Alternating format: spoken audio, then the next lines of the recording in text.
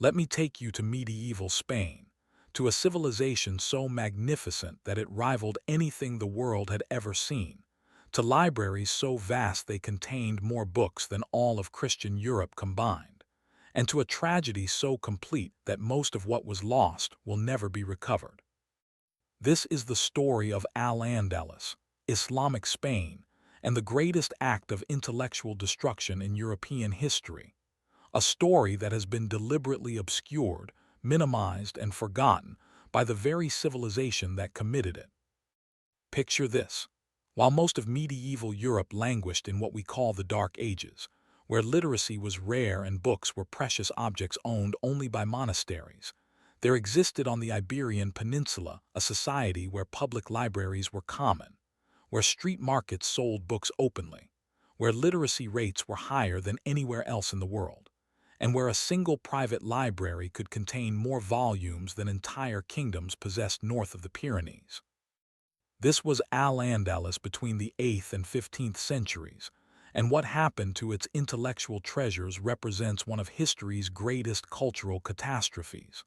But before we understand what was lost, we need to understand what was built, who built it, and why it mattered so profoundly that its destruction would echo through centuries. Our story begins not in Spain but in Damascus in 711, when a Berber general named Tariq ibn Ziyad crossed the strait that would bear his name, Jabal Tariq, the mountain of Tariq which we now call Gibraltar. With a force of perhaps 7,000 men, mostly Berber warriors with Arab commanders, Tariq invaded Visigothic Spain. The conquest was shockingly swift.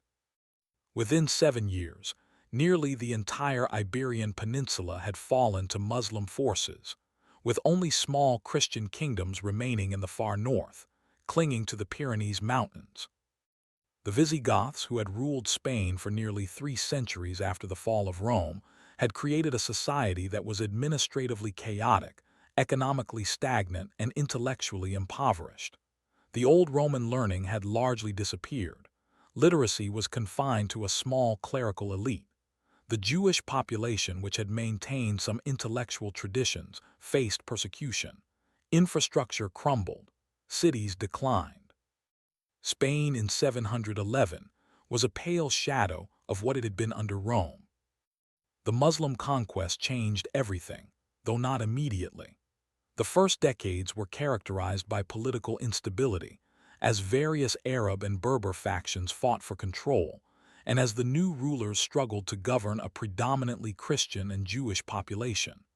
But in 756, something extraordinary happened that would set the stage for Al-Andalus's golden age.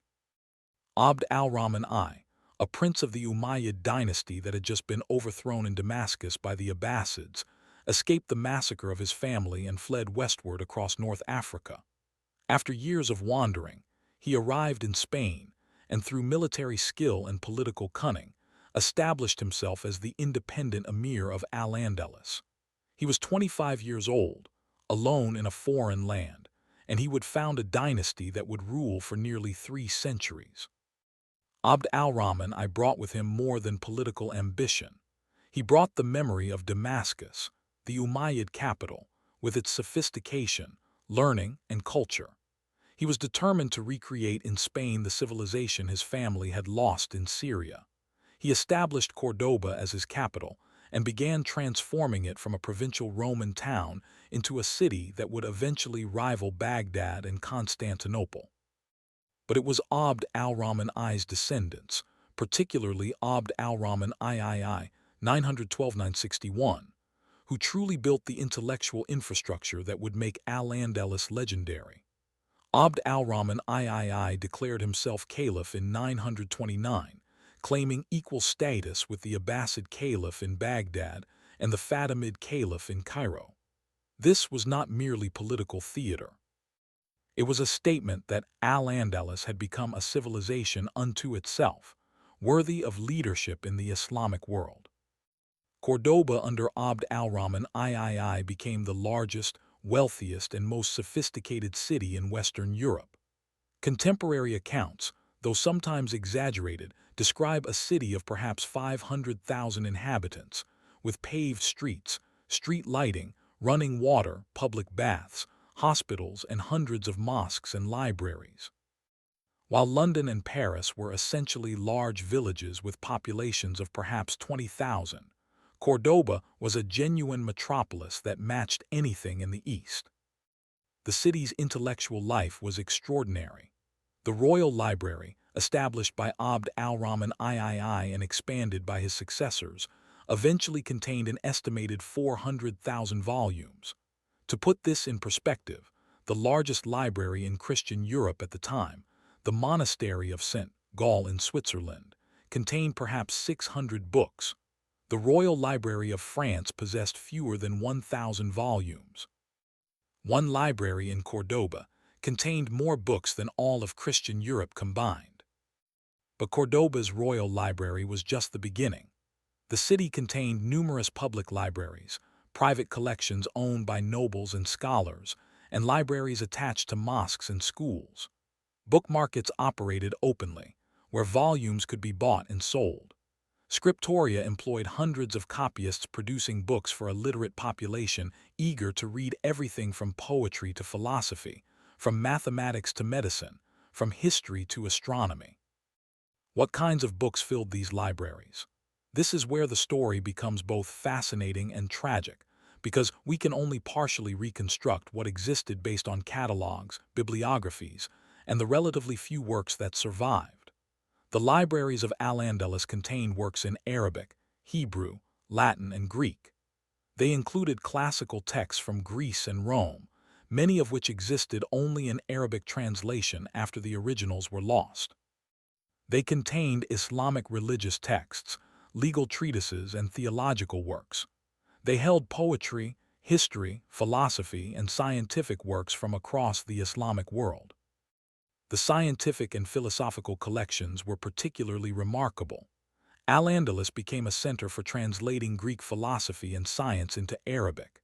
Aristotle, Plato, Galen, Ptolemy, Euclid, all were available in Arabic translations, often with commentaries by Muslim scholars. These texts existed in libraries throughout Al-Andalus, studied by Muslims, Christians, and Jews who all contributed to a remarkable intellectual culture. Original works produced in Al-Andalus added to this inheritance. Muslim scholars wrote extensively on mathematics, astronomy, medicine, agriculture, and philosophy. Jewish scholars, living in what they would later call the Golden Age of Jewish culture, produced poetry, philosophy, and religious texts. Even Christian scholars, the Mozarabs who lived under Muslim rule, contributed to intellectual life, though to a lesser extent. The most famous intellectual figure of Al-Andalus was arguably Ibn Rushd, known in Latin as Averroes, who lived in Córdoba in the 12th century. His commentaries on Aristotle would profoundly influence Christian European philosophy when they were eventually translated into Latin. His original philosophical and legal works represented the height of Islamic rationalism. His personal library, which he built over a lifetime of scholarship, was said to contain thousands of volumes. Ibn Rushd was not unique. Al-Andalus produced dozens of major scholars whose works filled libraries and influenced thought across the medieval world. Ibn Hazm wrote on theology, law, and composed the famous Ring of the Dove, a treatise on love that remains a masterpiece of Arabic literature.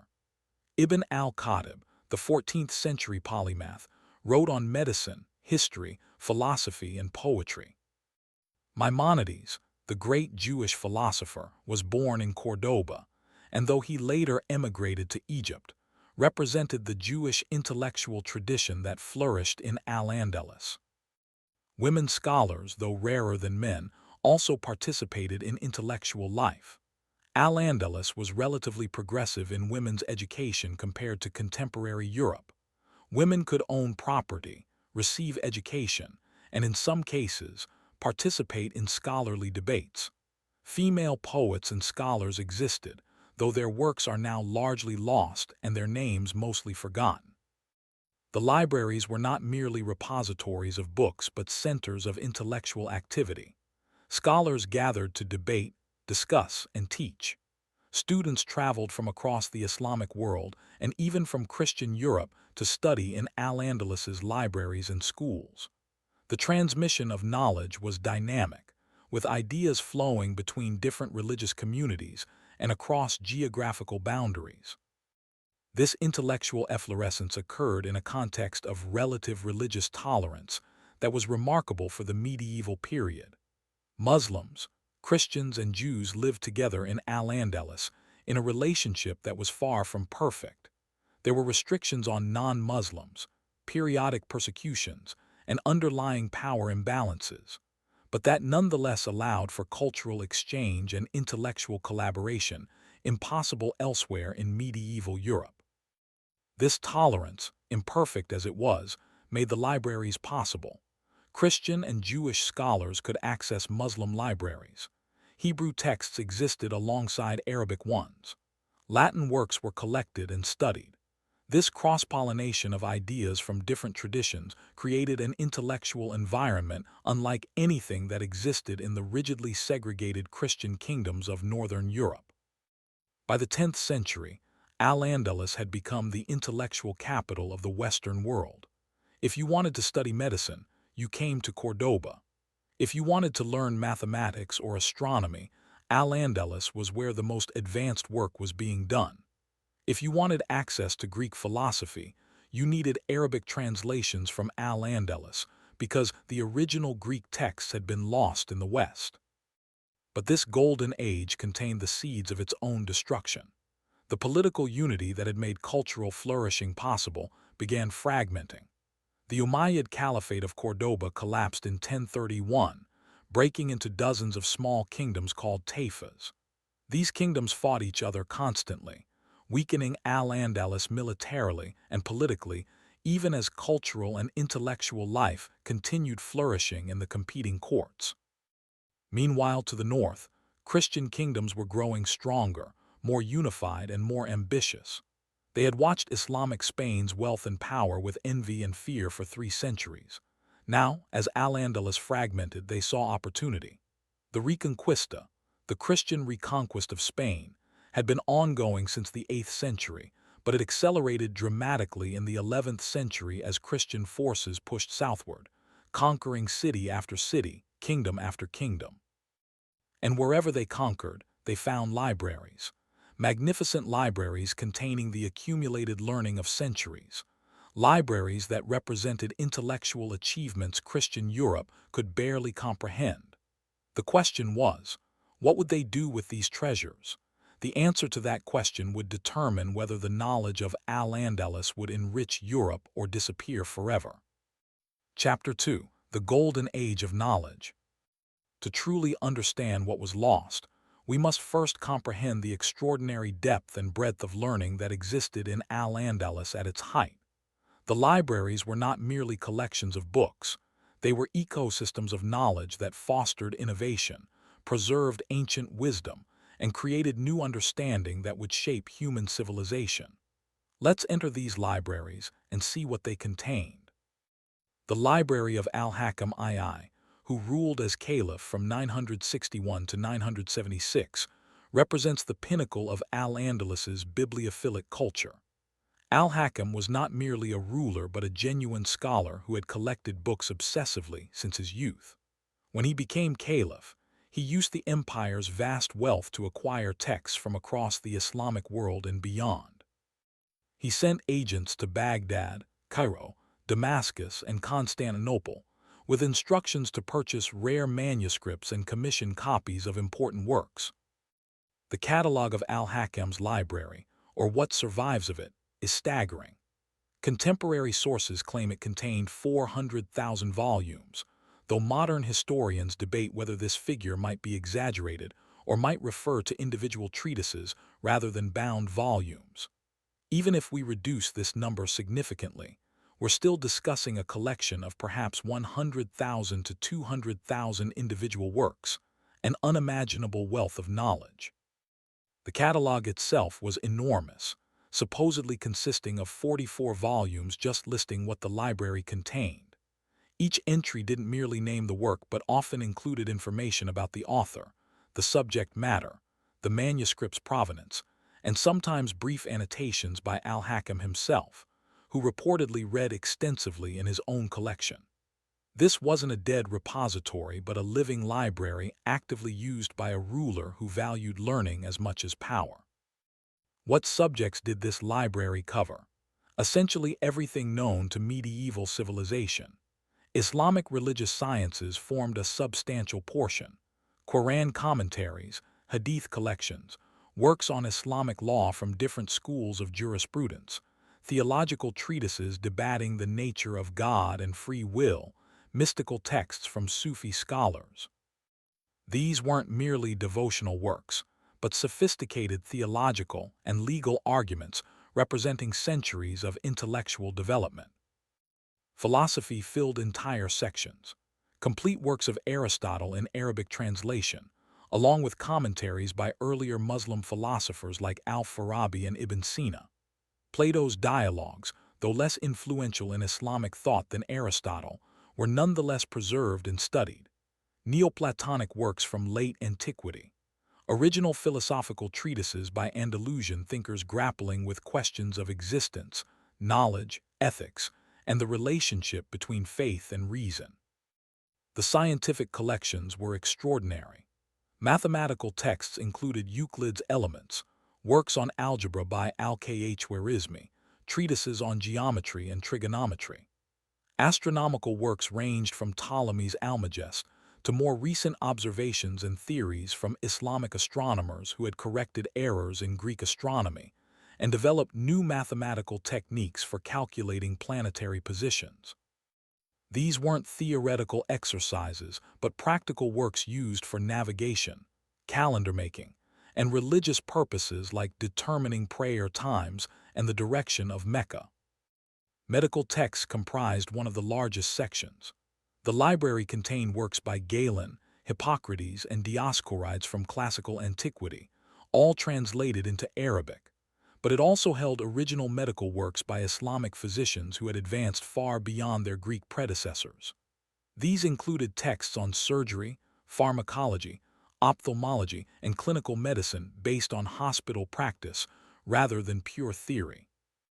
Medical books from Al-Andalus described diseases unknown to classical medicine, detailed surgical procedures, and included pharmaceutical recipes using substances from 3 continents.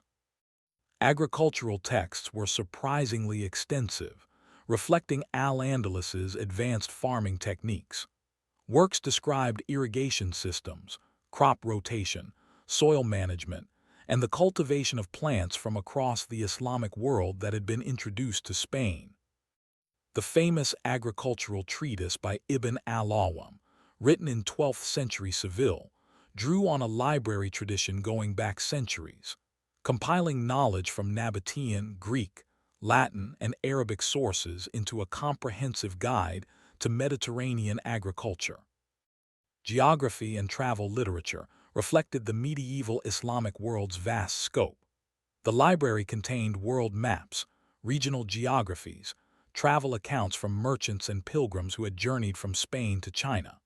These works described cities, trade routes, peoples, and customs across 3 continents, providing a global perspective completely absent from contemporary Christian European works, which remained largely focused on biblical geography and local regions. Historical works documented Islamic and pre-Islamic history, chronicles of the Prophet Muhammad and the early caliphs, histories of various Islamic dynasties, works on pre-Islamic Persian and Byzantine history, even histories of Alexander the Great and ancient Rome, preserved through Arabic translation when Latin originals had been lost in the West. History in Islamic culture was a sophisticated discipline, with scholars critically examining sources and attempting to separate fact from legend.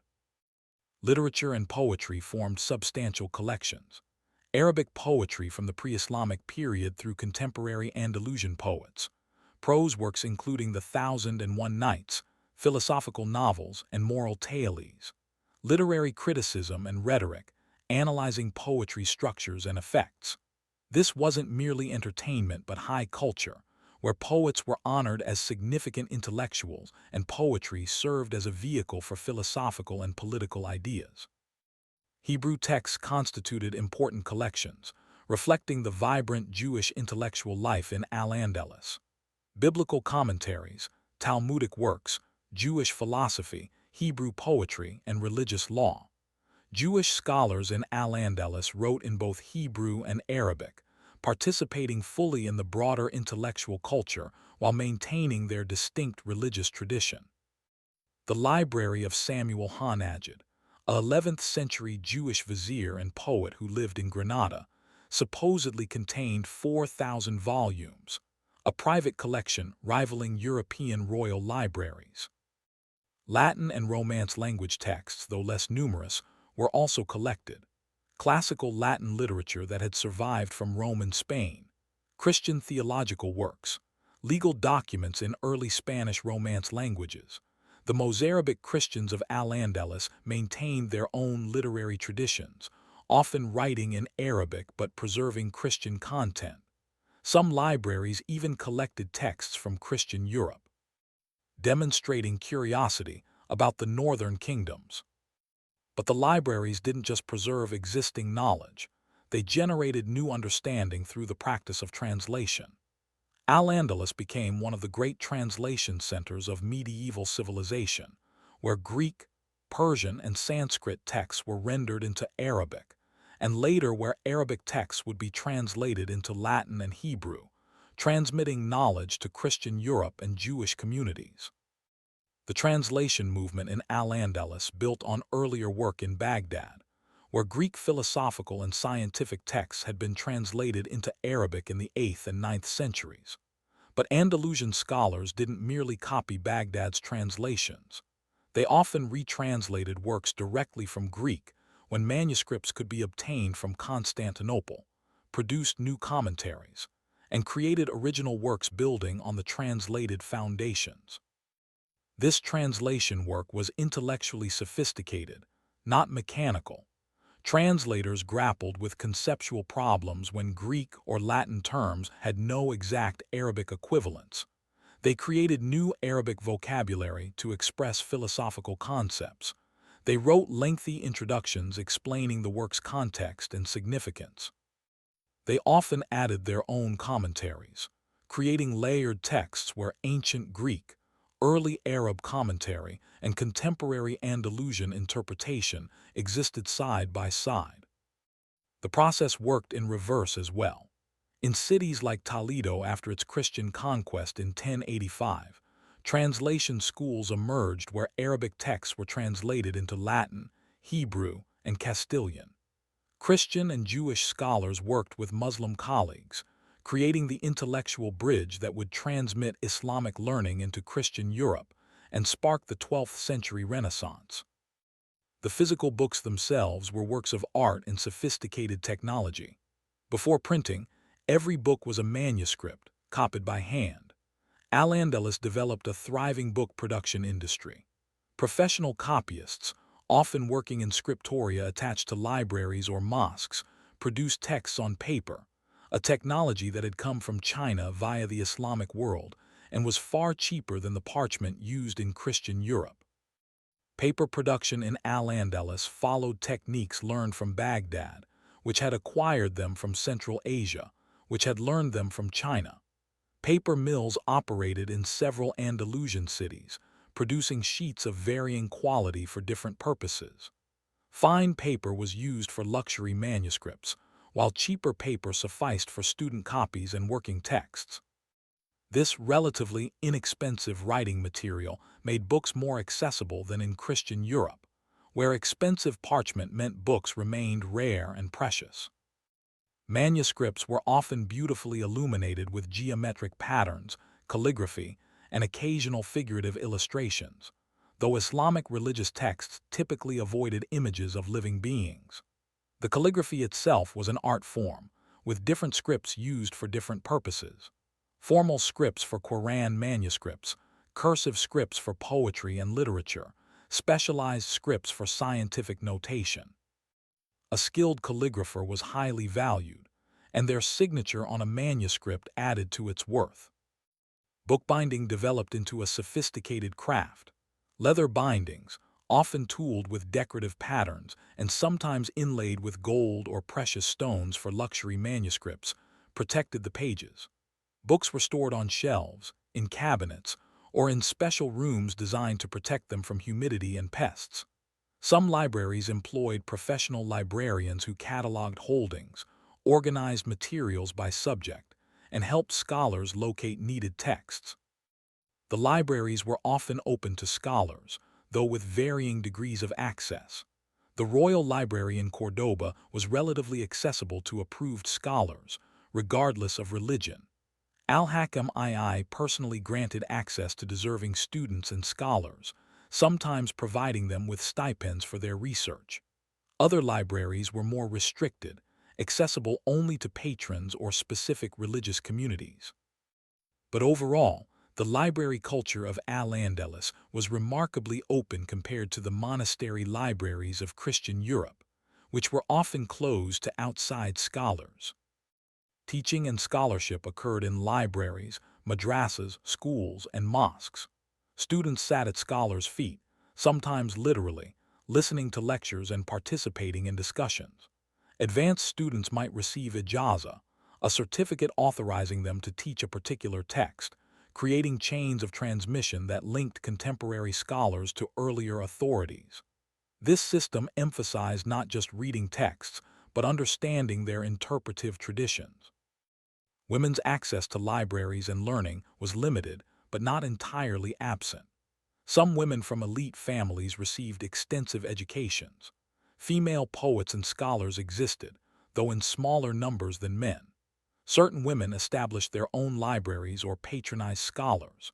The historical record is frustratingly sparse on women's intellectual lives, but enough evidence survives to show they participated in ways impossible in most of contemporary Christian Europe. The intellectual atmosphere encouraged debate and disagreement.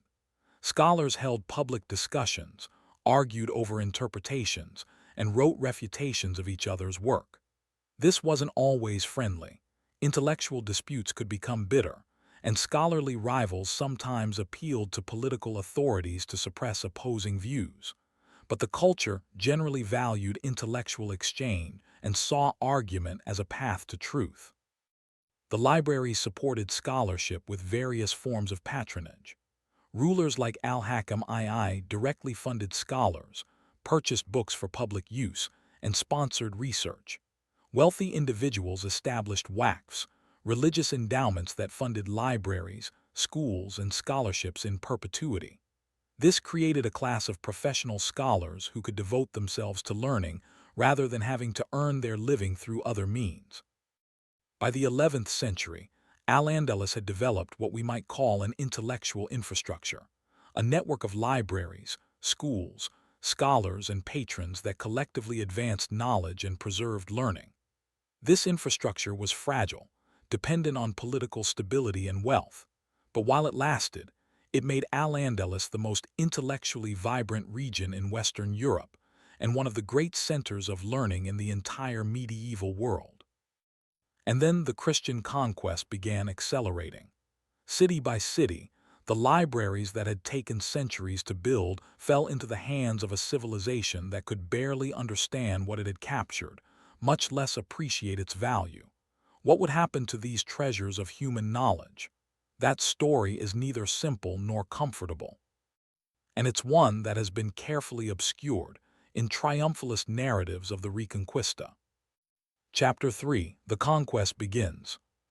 The fall of Toledo in 1085 marks a turning point not just militarily, but intellectually.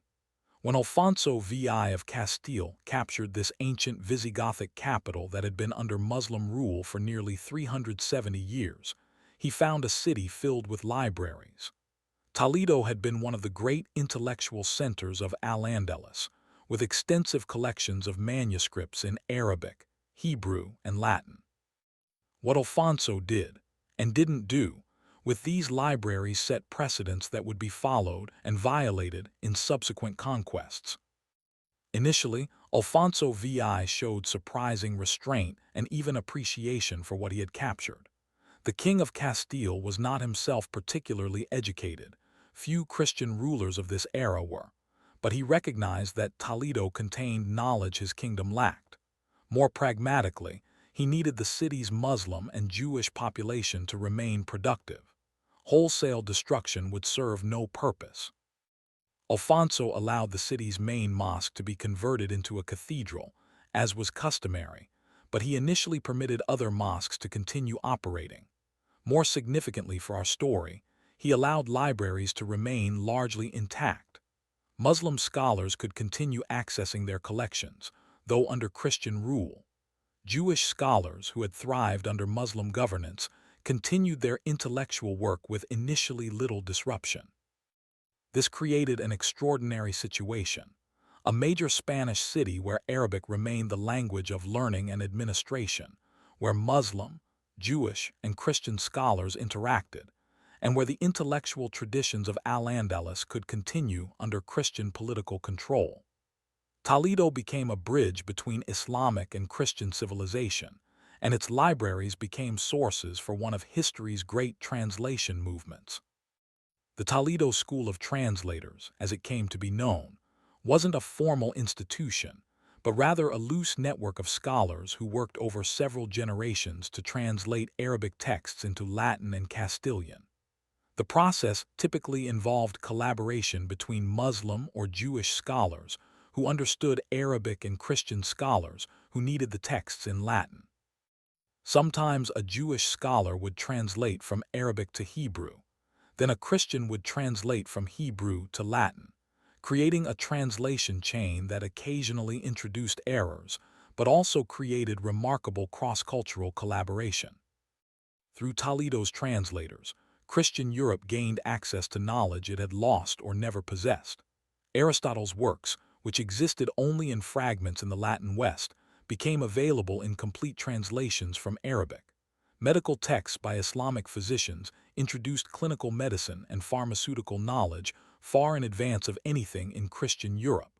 Mathematical works transmitted Arabic numerals and algebra. Astronomical texts provided accurate tables and instruments. Philosophical works by Muslim scholars like Avicenna and Averroes profoundly influenced Christian theology and philosophy. The intellectual impact on Europe was revolutionary. The 12th century Renaissance in Christian Europe, a period of renewed learning and cultural development, drew heavily on texts transmitted through Toledo.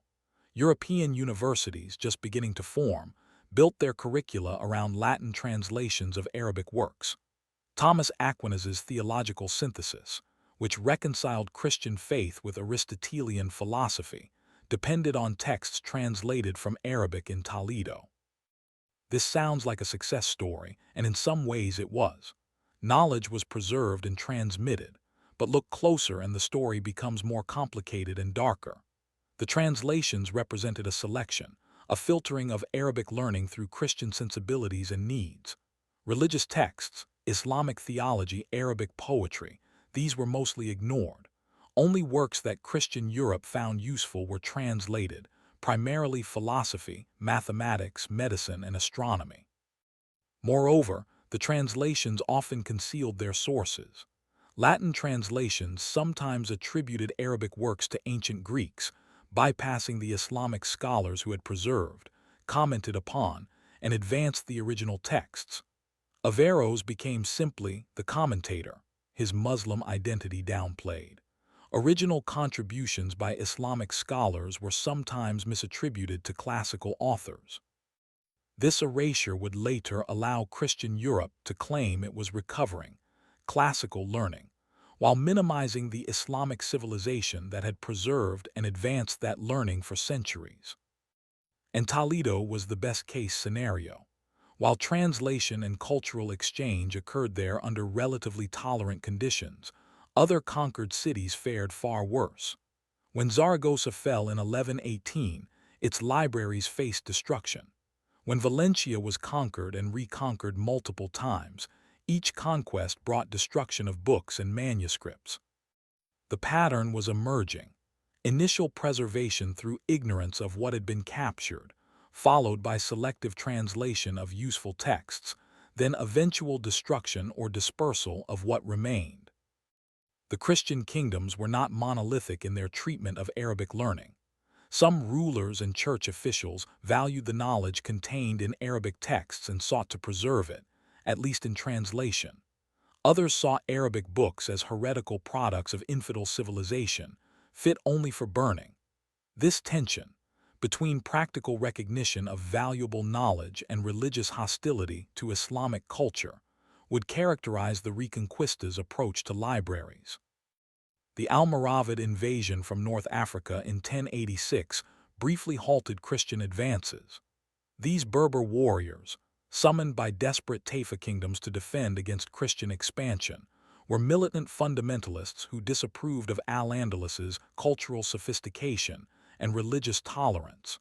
They conquered the Taifa kingdoms they had come to defend, imposing stricter Islamic law and less tolerance for Christians and Jews.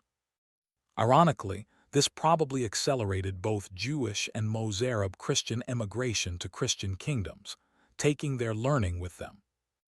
When the Almoravids were replaced by the even more fundamentalist Almohads in the 1140s, Al-Andalus's tradition of relative tolerance further eroded. The Almohads forced conversions, persecuted Jews, and even destroyed some libraries they considered insufficiently orthodox. This included burning works by Muslim philosophers whose rationalism they saw as heretical.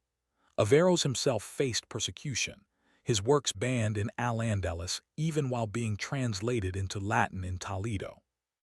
The supreme irony is that Islamic fundamentalists and Christian conquerors both contributed to destroying Al-Andalus's intellectual heritage, though for different reasons and with different methods.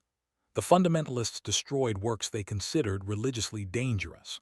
The Christians would eventually destroy or allow to perish works they considered useless or heretical. Between these forces, the comprehensive collections that had made Al-Andalus intellectually preeminent were steadily degraded. The 12th century saw Christian conquest accelerate. Lisbon fell in 1147, Almeria in 1147, Tortosa in 1148. Each conquest brought the same questions: what to do with the libraries, mosques, and Muslim populations. The answers varied by place, ruler, and circumstance, but the overall trend was toward decreasing tolerance and increasing destruction. The military orders, Knights Templar, Knights Hospitaller, and the newly founded Spanish orders like Santiago and Calatrava, played growing roles in the Reconquista. These warrior monks combined religious zeal with military efficiency. They were less interested in preserving Islamic culture than in extirpating it. Where they conquered, libraries were often burned, mosques destroyed completely, and Muslim populations expelled or forced to convert. Jewish communities, caught between Islamic and Christian powers, suffered from both sides. They had flourished under Muslim rule in Al-Andalus's Golden Age, producing philosophers, poets, physicians, and scholars. As Christian conquest advanced, many Jews migrated north, bringing their learning to Christian kingdoms where they were initially welcomed for their skills in medicine, finance, and administration. But they also faced growing religious intolerance that would eventually lead to forced conversions and expulsion. The 13th century would bring the decisive phase of the Reconquista, when the remaining major cities of Al-Andalus fell to Christian forces.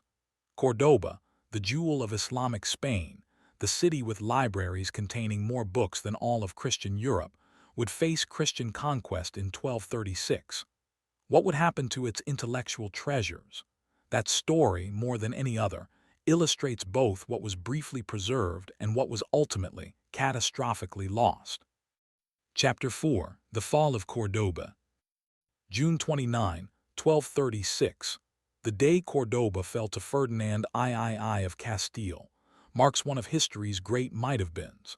The city that had been the intellectual capital of Western Europe for 3 centuries, with its libraries, schools, and scholars, now passed into the hands of a Christian kingdom that had no comprehension of what it had captured. What happened in the following years and decades would determine whether the accumulated learning of Islamic Spain would enrich European civilization or vanish forever. Ferdinand III was known as El Santo, the Saint, and would later be canonized by the Catholic Church. He was a pious crusader, genuinely believing he was doing God's work by reconquering Spain from the Moors. He was also pragmatic enough to recognize that his new conquest needed to remain economically viable, and that this required allowing some continuity of the existing population and their skills.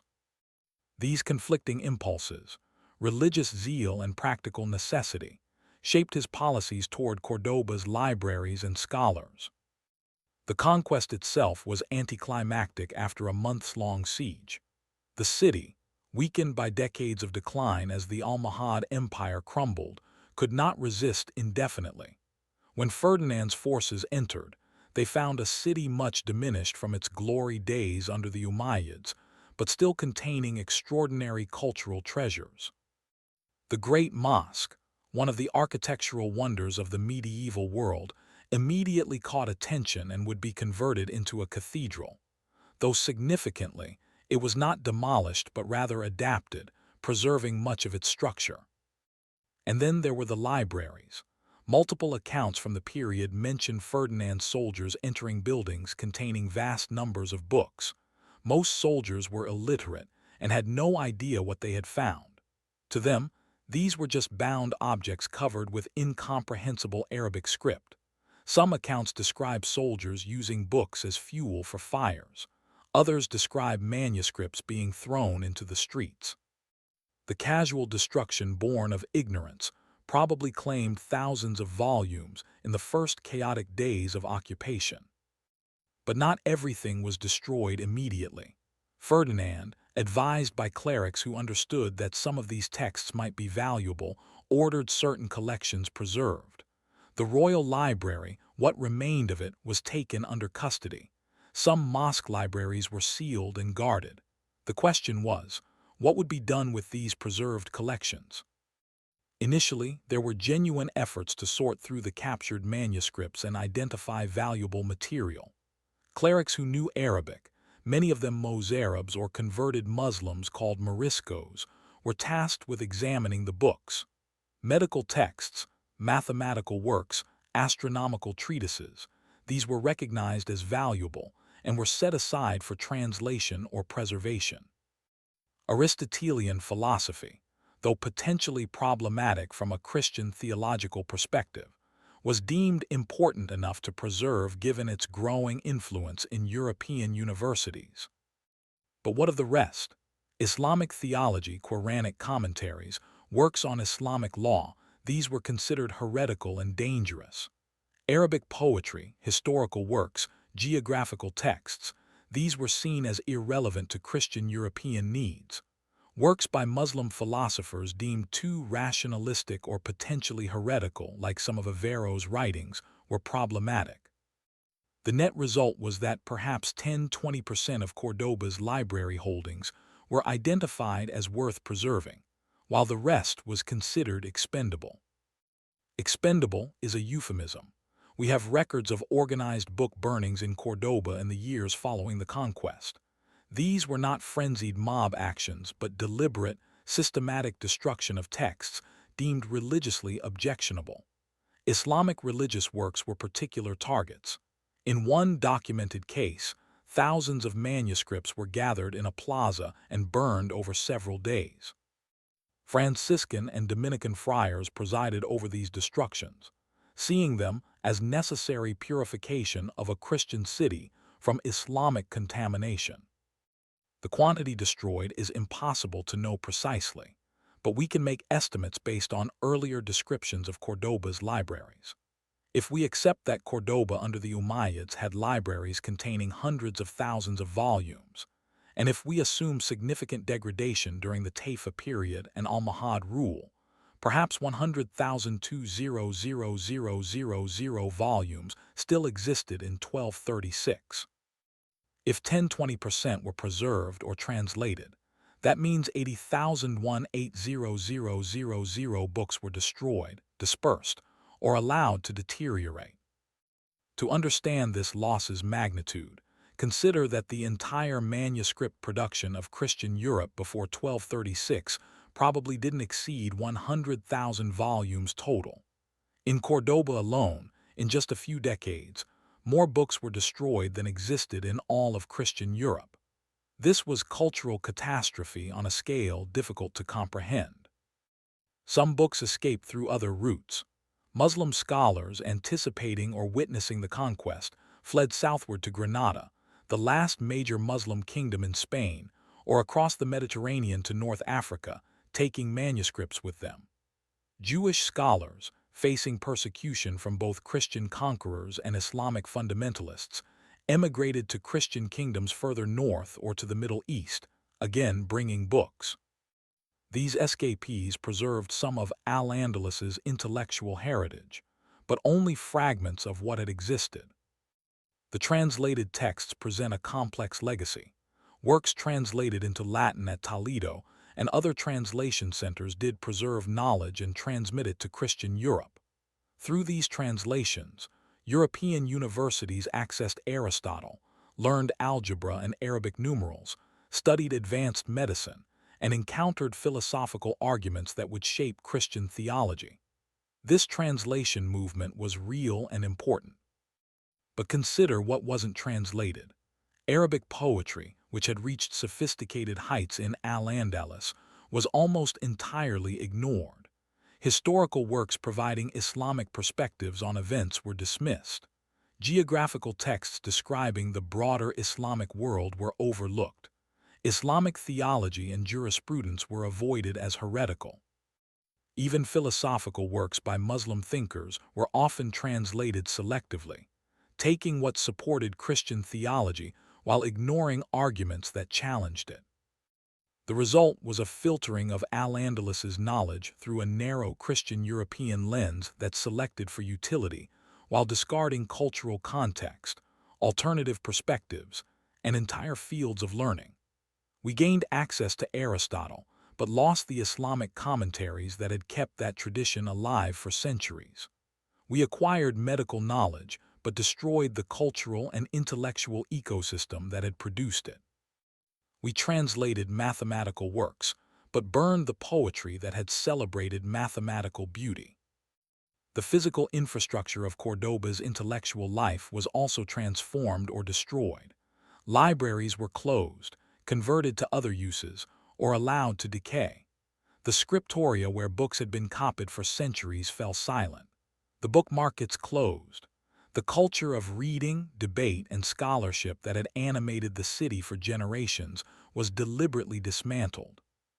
The Muslim and Jewish populations faced a choice: convert to Christianity, remain as barely tolerated minorities under increasingly oppressive conditions, or emigrate. Many chose conversion, at least outwardly, becoming Moriscos or conversos while sometimes secretly maintaining their former faiths. Others emigrated, creating brain drain as scholars, physicians, and craftsmen left for Granada or North Africa. Those who remained faced restrictions on their religious practice, education, and economic activities. Within a generation, Córdoba had been transformed from a center of learning into a provincial Christian city. The great libraries were gone. The scholars had fled or converted. The intellectual traditions had been severed. What remained were fragments, some translated texts, some converted scholars working in Christian contexts, some manuscripts that had escaped destruction by accident rather than design. The city that had once rivaled Baghdad and Constantinople in learning had become just another Spanish town. And Córdoba was not unique. Its fate prefigured what would happen to other conquered cities as the Reconquista continued. The pattern was established: initial chaos and destruction from ignorant soldiers, followed by selective preservation of useful texts, then systematic elimination of Islamic cultural materials, and finally the transformation or emigration of the Muslim population. Each conquered city repeated this cycle, and with each repetition, more of Al-Andalus's intellectual heritage vanished. Chapter 5: The Alhambra Decree and Final Expulsions. The Christian conquest continued relentlessly through the 13th and 14th centuries. Seville fell in 1248, its libraries suffering similar fates to Cordoba's. Murcia was conquered in 1266. By 1300, only the Kingdom of Granada remained under Muslim rule, clinging to the southeastern corner of the Iberian Peninsula, protected by mountains and the Mediterranean Sea. Granada became the last refuge of Andalusian Islamic civilization. Muslim scholars, fleeing the conquered territories, brought with them what manuscripts they could carry. Granada's libraries grew even as Al-Andalus shrank. The Nasrid dynasty, which ruled Granada from 1238 to 1492, invested heavily in culture and learning, perhaps sensing these were the final years of Islamic Spain. The Alhambra Palace complex, built by the Nasrids, contained libraries and schools. The palace's famous inscriptions, poetry and Arabic calligraphy covering walls and arches, represented the continuation of literary culture even under siege. Granada's scholars produced significant works in these final centuries: history, poetry, philosophy, medicine. Ibn al-Khatib, the 14th century polymath who served as vizier, wrote prolifically on multiple subjects, his library containing thousands of volumes. But Granada lived on borrowed time. The Christian kingdoms consolidated their power, united through royal marriages, and prepared for the final conquest. In 1469, Isabella of Castile married Ferdinand of Aragon, creating a union that would eventually become Spain. They were fervent Catholics who saw completing the Reconquista as their religious mission. Granada, isolated and weakened, could not resist indefinitely. The siege of Granada began in 1491. After months of blockade and military pressure, Sultan Mohammed Xii, known to Christians as Boabdil, negotiated surrender terms. On January 2, 1492, Ferdinand and Isabella entered Granada, and the last Muslim kingdom in Iberia ceased to exist. The same year Columbus would sail west seeking the Indies. Spain was completing its religious and territorial unification through conquest. The surrender terms initially promised protection for Granada's Muslim population. They could keep their religion, property, and customs. The libraries and mosques would be preserved. These promises lasted barely a decade. Cardinal Francisco Jiménez de Cisneros, Archbishop of Toledo and Isabella's confessor, had different plans for completing Spain's religious purification. Cisneros was a complex figure, an ascetic who lived simply, a reformer who cleaned up church corruption, a patron of learning who founded the University of Alcalá and sponsored the Complutensian Polyglot Bible. He was also a religious zealot who saw Islam as an evil to be eradicated from Spain. His actions in Granada would surpass even Córdoba's destruction in their systematic elimination of Islamic culture. In 1499, Cisneros arrived in Granada with a mission: convert the Muslim population to Christianity, by persuasion if possible, by force if necessary. Initially, he tried gentle methods, offering incentives for conversion. When this produced insufficient results, he turned to pressure, then coercion, then outright persecution. Muslims who refused conversion faced imprisonment, property confiscation, or worse. And then Cisneros turned his attention to the books. In what became one of history's most infamous acts of cultural destruction, he ordered the collection and burning of Arabic manuscripts throughout Granada. His agents went house to house, mosque to mosque, library to library, confiscating every Arabic text they could find. The stated purpose was eliminating Islamic religious works that might keep converts attached to their former faith. What followed was a bibliocost of staggering proportions. In Granada's central square, Plaza Bibrambla, a massive bonfire was prepared. Contemporary accounts describe cartloads of manuscripts being brought to the square over several days. Estimates of the number of books burned range from 5,000 to over 100,000. The uncertainty itself speaks to the chaos and scale of destruction. The burning continued for days, flames consuming centuries of accumulated learning. Cisneros claimed to be burning only religious texts, Qurans, theological works, legal treatises, but the destruction swept up everything. Scientific manuscripts, medical texts, mathematical works, poetry, history, philosophy, all fed the flames. The destroyers couldn't or wouldn't distinguish between religious and secular texts. Arabic script itself became suspect, marked as Islamic and therefore dangerous. Some tried to save books. Individual Muslims hid manuscripts in walls, buried them, smuggled them to North Africa. Some Jewish conversos who could read Arabic quietly acquired manuscripts and preserved them. A few Christian scholars protested the destruction, recognizing that valuable knowledge was being lost.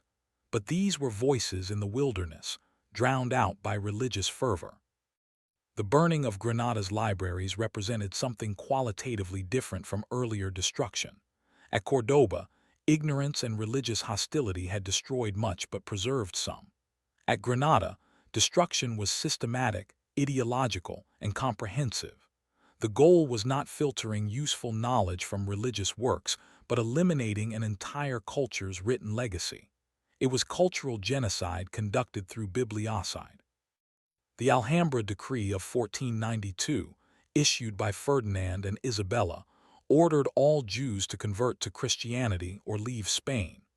Approximately 200,000 Jews were expelled, many carrying manuscripts to their destinations in North Africa, the Ottoman Empire, and other Mediterranean lands. Jewish scholars had been integral to Al-Andalus's intellectual life, translating between Arabic, Hebrew, and Latin, producing original works in philosophy and theology, maintaining traditions of learning. Their expulsion removed another pillar supporting what remained of Andalusian intellectual culture. The Muslim population faced increasing persecution in the decades after Granada's conquest. Forced conversions accelerated. By 1501, Muslims in Castile were ordered to convert or leave. Those who converted, the Moriscos, faced constant suspicion. They were prohibited from speaking Arabic, wearing traditional dress, practicing Islamic customs, or possessing Arabic books. Spanish culture, which had been multilingual and multicultural for centuries, was forcibly homogenized into Christian monotheism and linguistic conformity. The final expulsion came in 1609–1614, when Philip II ordered all Moriscos expelled from Spain. Approximately 300,000 people were forced to leave, many settling in North Africa, some in the Ottoman Empire. They took with them the last living memory of Al-Andalus, the last speakers of Arabic-Spanish dialects, the last practitioners of Andalusian traditions. And they took what few books had escaped the centuries of destruction. The cultural catastrophe was complete. A civilization that had flourished for 7 centuries was systematically erased. Its libraries were destroyed or dispersed. Its scholars were converted, expelled, or killed.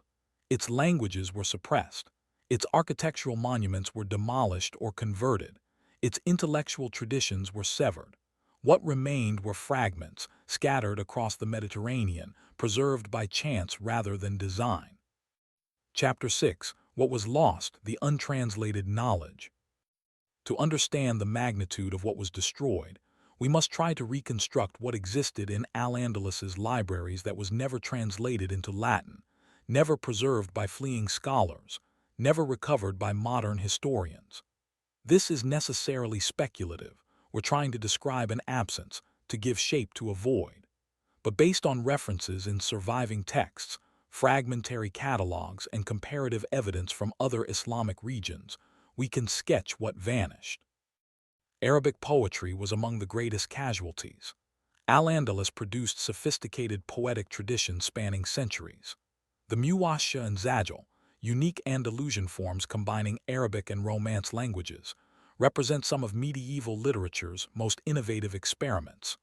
Poets like Ibn Zaydan, Ibn Hazm, and hundreds of others whose names survive, but whose works are lost, created a literary culture rivaling anything in the medieval world. Surviving fragments hint at what's missing. We have perhaps 10–20% of Ibn Hazm's poetry, enough to know he was brilliant but not enough to fully appreciate his achievement.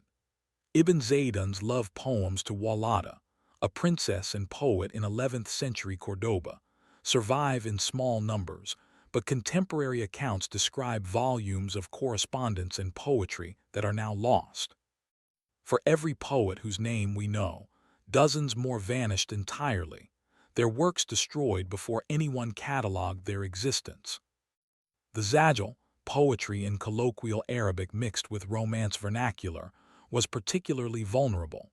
Because it was considered less formal than classical Arabic poetry, it was less carefully preserved even in Islamic contexts.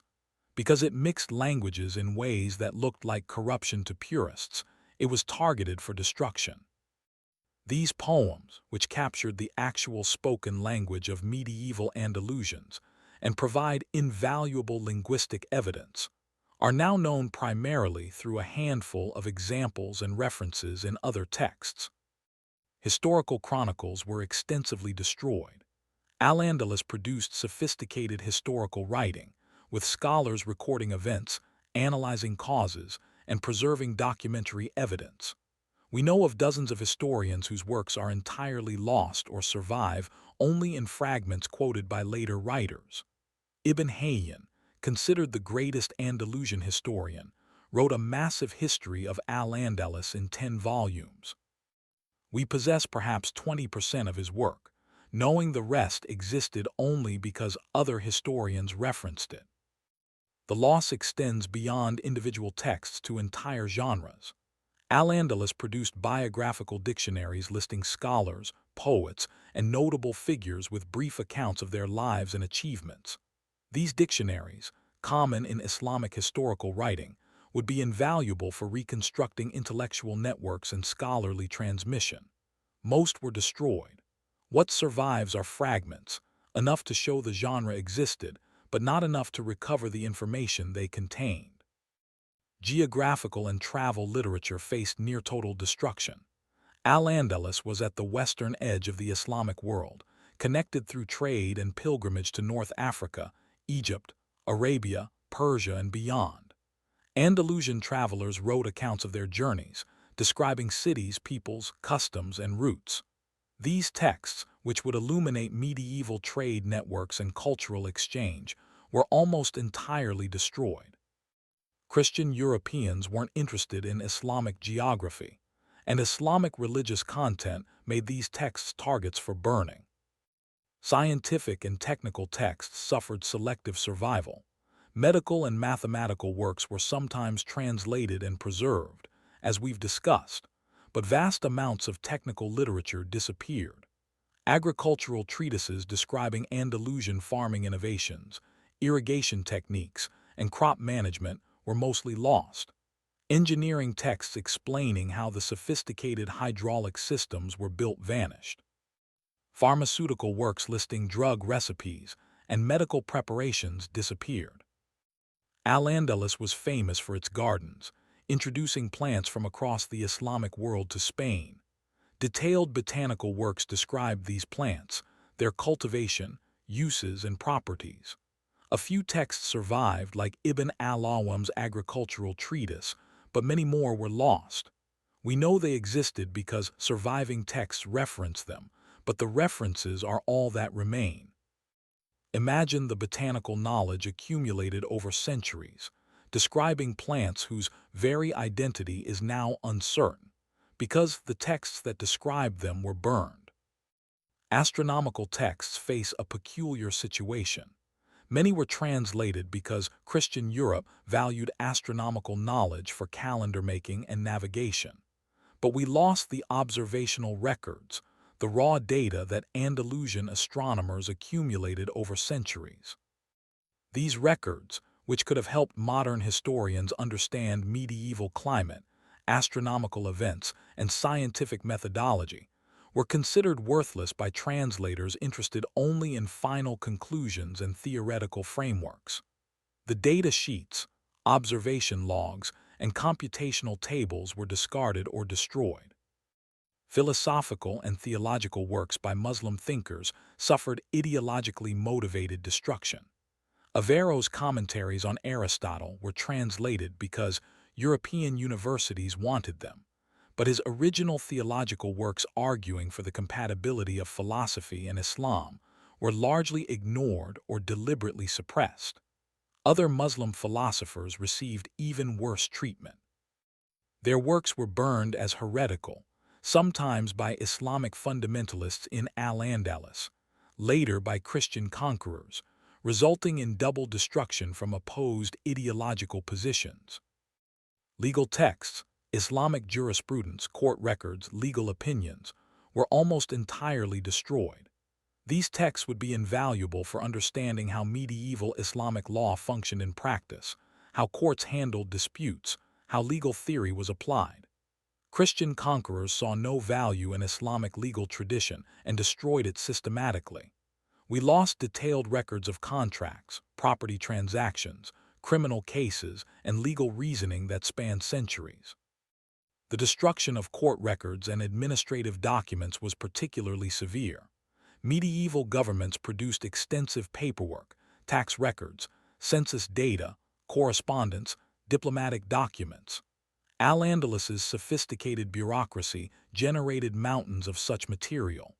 Nearly all of it was destroyed when archives were cleared out after conquest, burned as useless paper covered with incomprehensible script. Modern historians would treasure these documents for the demographic, economic, and political information they contain. Contemporary conquerors saw them as trash. Educational texts for students learning various subjects were lost in enormous quantities. These weren't cutting-edge research but textbooks, study guides, student notes, and teaching materials. They would illuminate how knowledge was transmitted, what students learned, how subjects were taught. Because they were considered elementary and disposable even in their own time, they were preserved least carefully and destroyed most readily. We lost the pedagogical infrastructure that trained Andalusian scholars. Music theory texts vanished almost completely. Al-Andalus had sophisticated musical traditions, blending Arabic, Berber, and local Iberian elements. Theoretical works explained musical modes, rhythms, and composition techniques. Practical manuals described instruments and how to play them. Nearly all this literature was destroyed. We know Andalusian music existed and was influential. It affected North African and Middle Eastern musical traditions, but the written theory that explained it is gone. Personal libraries of individual scholars were particularly vulnerable. When scholars died, fled, or converted, their personal collections were dispersed or destroyed. These libraries, accumulated over lifetimes of intellectual work, often contained unique texts, personal annotations, correspondence, and unpublished writings. The destruction of these personal collections meant losing not just published works, but the intellectual apparatus surrounding them, the notes, drafts, letters, and marginalia that reveal how scholars actually worked. Women's writing suffered especially severe loss. The relatively few women who participated in intellectual life left traces in surviving texts, brief mentions, occasional poems, references to their existence, but their actual works are almost entirely lost. Whether this was because women's writing was preserved less carefully even in Islamic contexts, or because conquerors especially targeted female-authored texts, or simply because there was less of it to survive, the result is near total erasure of women's intellectual voices from Al-Andalus. Interfaith polemics and dialogues between Muslims, Christians, and Jews would be invaluable for understanding how different religious communities interacted intellectually. Al-Andalus produced texts where scholars of different faiths debated theology, compared scriptures, and argued religious philosophy. These texts, which would illuminate medieval interfaith relations, were dangerous to both Islamic fundamentalists and Christian conquerors. They were targeted for destruction from multiple directions, resulting in their near-total loss. Translations themselves were often lost. Arabic translations of Greek, Persian, and Sanskrit texts that no longer exist in their original languages were sometimes further translated into Latin, but often the Arabic intermediary was then destroyed. We thus lost not just original Andalusian works, but also Al-Andalus's role as a transmission belt for knowledge from other cultures. The Arabic translations often contained commentaries and annotations that explained and contextualized the original texts, adding value beyond mere translation. All of this was lost. The cumulative effect of these losses is a massive gap in our knowledge of medieval civilization. We know Al-Andalus was intellectually sophisticated because surviving fragments and references tell us so. But we can't fully reconstruct what that intellectual culture was like because the material evidence was systematically destroyed. It's as if we tried to understand Renaissance Italy while possessing only 5–10% of its written output, selected non-randomly by people hostile to Italian culture. The picture would be hopelessly distorted. Chapter 7: The European Renaissance and Hidden Debts. The European Renaissance is typically portrayed as a rebirth of classical learning, where Christian Europe rediscovered the wisdom of ancient Greece and Rome. This narrative conveniently minimizes the Islamic civilization that preserved that classical learning while Europe was illiterate and chaotic. It also obscures how much of what Europe rediscovered came not directly from Greek and Latin sources, but through Arabic translations and commentaries produced in Al-Andalus and the broader Islamic world. The intellectual awakening of Christian Europe in the 12th and 13th centuries depended fundamentally on knowledge transmitted from Islamic civilization. The universities emerging in Paris, Bologna, Oxford, and elsewhere built their curricula around texts translated from Arabic. Natural philosophy, what we now call science, was taught primarily from works by Muslim scholars like Avicenna and Averroes. Medicine was learned from Arabic texts by Rhazes, Avicenna, and Andalusian physicians. Mathematics incorporated Arabic numerals and algebra. Astronomy used Arabic star charts and instruments. This transmission happened primarily through translation centers in conquered Spanish cities, Toledo especially, but also other locations where Arabic manuscripts still existed, and scholars who could read them could collaborate with Latin scholars who needed translations. The 12th century saw an explosion of translation activity, with dozens of translators working to render Arabic scientific and philosophical texts into Latin. But look carefully at how this knowledge was presented. Translations often omitted translators' prefaces explaining the Arabic context. Works by Muslim scholars were sometimes attributed to classical Greeks to make them more acceptable to Christian audiences. The Islamic scholarly tradition that had preserved, corrected, and advanced Greek learning was systematically downplayed or erased. Europe wanted the knowledge but not the cultural debt. Consider Aristotle. Medieval Christian Europe knew only fragments of Aristotle's works, some logic, nothing of his natural philosophy or metaphysics.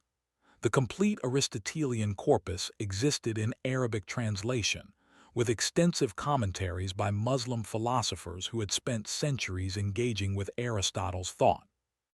When Latin translations were made, usually from Arabic rather than from Greek originals that were unavailable, the translators had to navigate both Aristotle and his Islamic interpreters. Averroes' commentaries on Aristotle became so influential that he was called simply the commentator in medieval universities.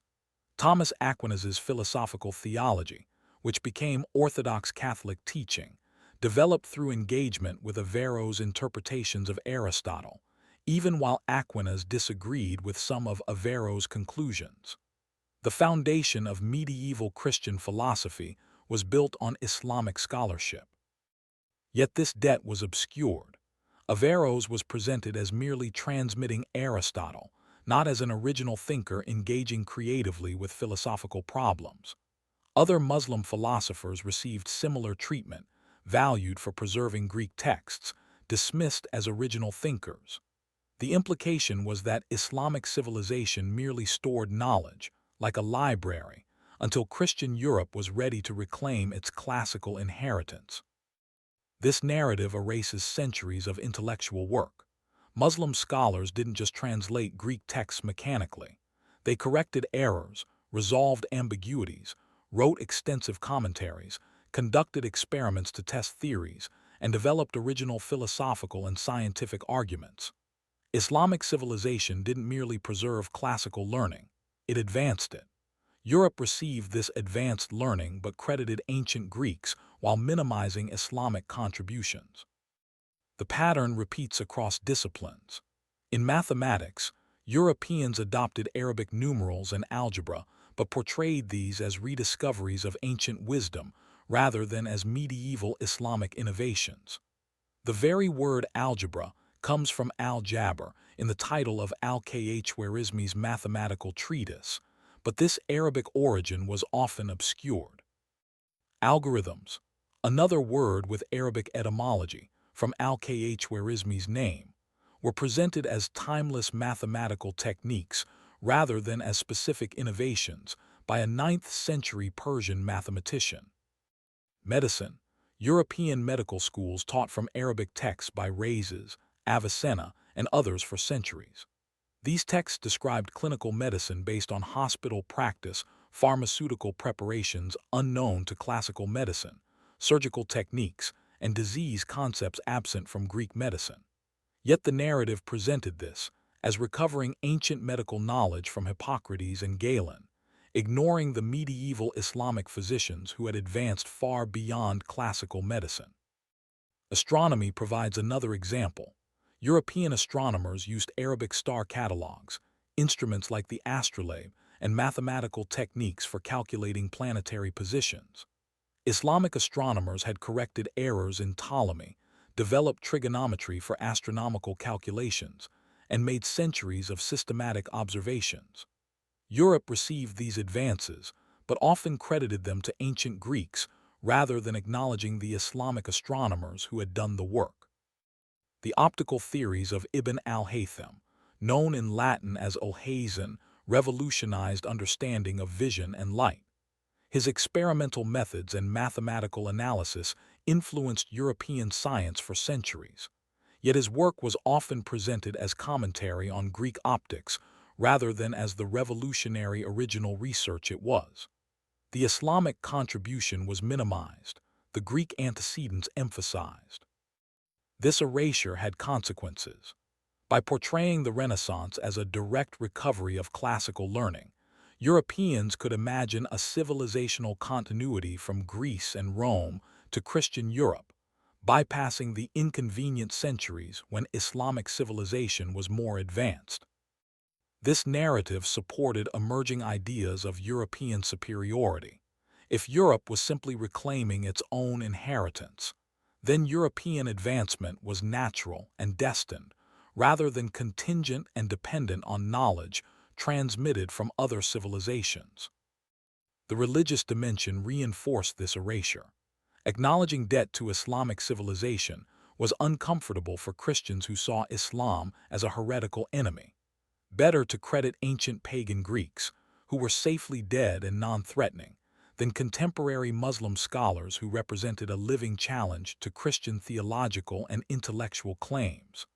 The scholarly debt to Islam was a theological embarrassment to be minimized or hidden. This historical forgetting accelerated after the Renaissance. As European learning advanced in the 16th, 17th, and 18th centuries, the medieval period was increasingly dismissed as a dark age of ignorance. The Islamic learning that had educated medieval Europe was forgotten along with the medieval period itself. By the time European Enlightenment thinkers were celebrating reason and science, they had largely forgotten that the scientific method they championed had been practiced by Islamic scholars centuries earlier. The few Europeans who knew about Islamic contributions were often dismissed as romantics or Orientalists with peculiar obsessions. Mainstream historical narratives emphasized European exceptionalism and civilizational continuity from classical antiquity. Islamic civilization was reduced to a footnote, mentioned briefly if at all, its role in preserving and transmitting knowledge acknowledged grudgingly, but its original contributions ignored. Modern scholarship has begun correcting this distorted narrative, but it remains incomplete. Most general histories of science and philosophy still treat Islamic civilization as a transmission belt rather than as a creative force in its own right. Textbooks mention Islamic preservation of Greek texts, but rarely discuss Islamic innovations. Students learn about the European Renaissance without understanding its dependence on knowledge from Islamic sources. The destruction of Al-Andalus's libraries contributes to this forgetting. Because so much was destroyed, modern scholars can't fully recover what Islamic civilization achieved. The surviving fragments, impressive as they are, represent only a small portion of what existed. We can't properly assess Islamic intellectual contributions because the evidence was burned. The bibliocide enables the historical erasure. Imagine if the situation were reversed. Suppose Islamic armies had conquered Renaissance Italy and systematically destroyed 90% of its books, preserving only practical technical manuals while burning poetry, philosophy, and history as religiously dangerous. Suppose later historians tried to assess Renaissance achievement based on the 10% that survived, selected by people hostile to Italian culture. We would recognize this as a catastrophic loss and a profound injustice. Yet we've done something similar to Islamic civilization, and it barely registers in popular consciousness. Chapter 8: The Architecture of Forgetting. The physical destruction of buildings paralleled the destruction of books, and both reinforced the cultural erasure of Al-Andalus. Mosques were converted into churches, often demolishing distinctive Islamic architectural features. Palaces were demolished or remodeled beyond recognition. Entire neighborhoods were razed and rebuilt. The physical landscape was transformed to remove visible reminders of Islamic presence. Some major monuments survived through conversion rather than destruction. The Great Mosque of Córdoba, one of medieval architecture's supreme achievements, was consecrated as a cathedral. This preserved the structure but transformed its meaning. A building designed as a space for Islamic prayer became a Christian church, its Islamic identity obscured by added chapels, altars, and a cathedral nave inserted into the prayer hall. Modern visitors to the Córdoba Mosque Cathedral see a remarkable hybrid. The forest of columns and horseshoe arches, the mihrab indicating Mecca's direction, the Arabic inscriptions, these Islamic elements survive, but they're overlaid with Christian additions that interrupt the original design. A massive Renaissance nave occupies the center, breaking the horizontal flow of columns. Chapels line the walls. Christian statuary and paintings cover walls once decorated with Islamic geometric patterns and calligraphy. This architectural palimpsest embodies the cultural erasure. The Islamic building is present but subordinated, visible but transformed, preserved but denied its original meaning. It's a monument to conquest as much as to cultural achievement. And importantly, while the building survived, the library it once contained, mosque libraries were common in Islamic architecture, was destroyed. The container remains, the contents vanished. The Alhambra in Granada presents a similar case. This palace complex, the Nasrid dynasty's architectural masterpiece, survived because new Christian rulers found it too beautiful to demolish. They modified it, adding a palace for Charles V that sits incongruously amid Islamic architecture, but the core structure remained. Yet while the building survived, the libraries it housed were destroyed in Cisneros' 1499 book burning. Architecture outlasted the written culture it was built to house.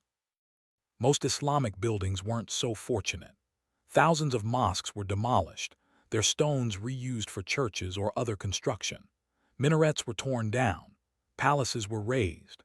Baths, markets, schools, the entire urban fabric of Islamic cities was systematically replaced. In some cities, nothing visible remains of centuries of Islamic presence except street plans that preserve the original layout even while the buildings themselves were replaced. The destruction of buildings served multiple purposes. It removed physical reminders of Islamic presence, making it easier to imagine Spain as purely Christian. It provided building materials for new Christian structures. It symbolically demonstrated Christian triumph over Islam. and it eliminated spaces where Islamic cultural practices could continue. When mosques were gone, Muslim communities had nowhere to gather for prayer, education, and social life. But the destruction also eliminated evidence of what Islamic Spain had been like. We can't fully understand how libraries functioned without studying the buildings that housed them. We can't reconstruct educational practices without seeing the schools where teaching occurred. We can't appreciate urban culture without experiencing the cities where it flourished. The physical destruction compounds the loss of written records, leaving us with a fragmentary understanding of Al-Andalus. Archaeological excavations in recent decades have recovered some of what was destroyed. Beneath modern Spanish cities, archaeologists have found remains of Islamic structures, mosques, houses, workshops, water systems. These excavations reveal sophisticated urban planning, advanced engineering, and high living standards. But archaeology recovers fragments, not the lived experience of Islamic Spain. We can find the foundation of a library, but not the conversations that occurred there, the physical structure of a school, but not the curriculum it taught. The contrast with how Christian European monuments were preserved is striking. Medieval cathedrals, monasteries, and palaces survived throughout Europe, maintained across centuries. Their libraries were preserved, protected, and cherished. Their architecture was restored and celebrated. The physical and written heritage of Christian medieval Europe remains substantially intact. The heritage of Islamic Spain was deliberately destroyed, leaving a void that can never be completely filled. This architectural destruction was justified through narratives of reconquest. Spanish Christians portrayed themselves as reclaiming land that had always rightfully been theirs, stolen by Muslim invaders. In this narrative, removing Islamic buildings wasn't cultural destruction, but restoration of proper Christian order. The 7 centuries of Islamic presence were reframed as an unfortunate interlude rather than as a legitimate chapter in Spanish history. These narratives persist. Modern Spanish identity has struggled with how to incorporate the Islamic period. Is Al-Andalus part of Spanish heritage or foreign occupation? Are Islamic monuments Spanish or alien? The tension appears in tourism marketing that celebrates Islamic architecture while downplaying its cultural context, or in education systems that teach about the Reconquista as liberation without mentioning what was lost in the process. The physical sites that do survive often lack proper context. The Córdoba Mosque Cathedral is presented primarily as a Catholic church that happens to contain Islamic elements, rather than as an Islamic mosque that was forcibly converted. The Alhambra is shown as beautiful architecture without discussing the culture that created it or what happened to that culture after conquest. Visitors see stunning monuments but learn little about the civilization that built them. This contextual erasure mirrors the bibliographic destruction. Just as libraries were destroyed while a few books were preserved in translations stripped of cultural context, Islamic buildings were demolished while a few monuments were preserved, but emptied of their original cultural meaning. Both represent forms of cultural conquest, taking the aesthetic or utilitarian elements while destroying the cultural framework that gave them significance. Chapter 9: What Survived and Why. Not everything was destroyed. Despite the systematic campaigns of destruction, despite centuries of neglect and ideological hostility, fragments of Al-Andalus's intellectual heritage survived. Understanding what survived, and crucially, why it survived, reveals as much about the destruction as the surviving texts themselves reveal about Islamic Spain. The patterns of survival were not random, but reflected specific historical circumstances, practical considerations, and the accidents of individual choices that preserved some works while others vanished. The most obvious survivors were texts that Christian Europe found useful: medical treatises, mathematical works, astronomical tables, and philosophical texts that could be reconciled with Christian theology. These had value to the conquerors and were therefore translated, copied, and preserved. This utilitarian selection process meant that practical knowledge survived better than cultural works, that science outlasted poetry, that technical manuals were saved while historical chronicles burned. Consider medicine. The Canon of Medicine by Avicenna Ibn Sina, though written in Persia rather than Al-Andalus, circulated widely in Andalusian libraries and was translated into Latin in Toledo. It became the standard medical textbook in European universities for over 5 centuries, taught from Oxford to Prague well into the 17th century. Its survival wasn't accidental. European physicians needed the advanced medical knowledge it contained, including clinical observations, pharmaceutical preparations, and disease classifications absent from classical Greek medicine. Similarly, the surgical treatise of Al-Zahrawi, Abulcasis, an Andalusian physician from Córdoba, survived because it described surgical instruments and procedures that Christian European surgeons found invaluable. The text included illustrations of surgical instruments, many of which Al-Zahrawi had invented or improved. These instruments were so practical that European surgeons adopted them, and Al-Zahrawi's treatise remained influential until the Renaissance. Practical utility ensured preservation. Mathematical works survived for similar reasons. Algebra, introduced to Europe through Latin translations of Al-Khwarizmi's work, was too useful to ignore. Trigonometry, developed by Islamic mathematicians for astronomical calculations, became essential for European navigation and surveying. Arabic numerals, though initially resisted by European merchants who found them suspiciously foreign, eventually displaced Roman numerals because they made calculation enormously easier. Utility overcame prejudice. Astronomical works survived because Christian Europe needed them for calendar reform, navigation, and the increasingly popular practice of astrology. The Alphonsine tables, compiled in 13th century Toledo under Alfonso X of Castile, drew heavily on earlier Arabic astronomical works and became the standard reference for European astronomers for 3 centuries. These tables incorporated centuries of Islamic astronomical observations and calculations, preserving that knowledge even while often obscuring its sources. Philosophical texts present a more complex survival pattern. Aristotle's works survived primarily through Arabic preservation and transmission, as we've discussed, but the survival of Islamic philosophical commentary was selective and ideologically driven. Averro's commentaries on Aristotle were translated and studied because European scholastic philosophers found them useful for understanding Aristotle, and because Averro's rationalism could be adapted to support Christian natural theology, at least with careful interpretation.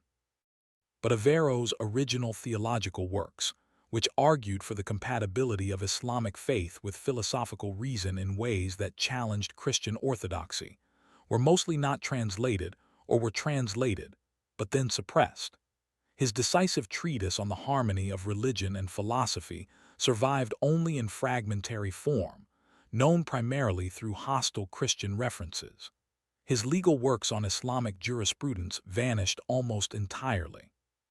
Only what could be safely incorporated into Christian intellectual frameworks was preserved. This selective preservation created a distorted picture of Islamic philosophy.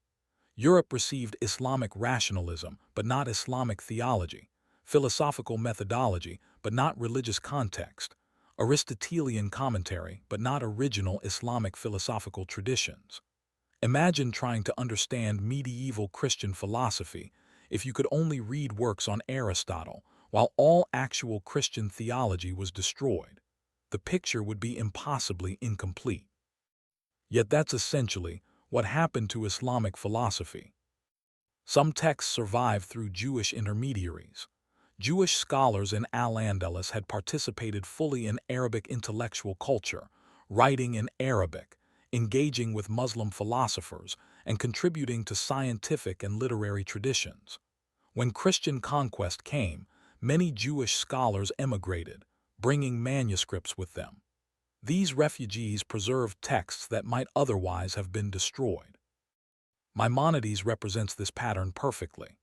Born in Córdoba in 1138, he received a traditional Jewish education, but also studied Arabic philosophy, science, and medicine. When Almohad persecution made remaining in Al-Andalus impossible, he emigrated eventually to Egypt, becoming physician to the Sultan in Cairo. His philosophical masterwork, The Guide for the Perplexed, was written in Arabic but survived primarily through Hebrew translations circulated in Jewish communities. Through this preservation, Maimonides transmitted not just his own thought, but the broader Andalusian philosophical tradition he had inherited. Jewish scholars also preserved Hebrew literature from Al-Andalus's Golden Age. Poets like Solomon ibn Gabirol and Judah Halevy, philosophers like Moses ibn Ezra, biblical commentators like Abraham ibn Ezra. Their works survived in Hebrew manuscripts copied and transmitted by Jewish communities dispersed across the Mediterranean and Europe. This preservation was intentional and communal, part of Jewish self-definition that valued learning and maintained manuscript traditions even in diaspora. But notice what this meant. While Hebrew texts from Al-Andalus survived relatively well, Arabic texts by the same authors often disappeared. Maimonides wrote works in Arabic that are now lost or survive only in Hebrew translation. Solomon ibn Gabirol wrote a philosophical work in Arabic, later translated into Latin as the Fons Vitae, where it was read for centuries without anyone realizing the author was Jewish, because the translator had Latinized his name as Avisprin. The author's identity, cultural context, and original language were all obscured, preserving the text while erasing its origins. Some manuscripts survived simply by escaping to places where they weren't destroyed. Muslim scholars fleeing Granada and other conquered cities took books with them to North Africa. Libraries in Fez, Tunis, Cairo, and other cities received an influx of Andalusian manuscripts. Some survive there today, discovered by modern scholars searching North African collections for Andalusian texts mentioned in bibliographies but presumed lost. The survival of these refugee manuscripts depended on the receiving library's preservation practices and historical fortunes.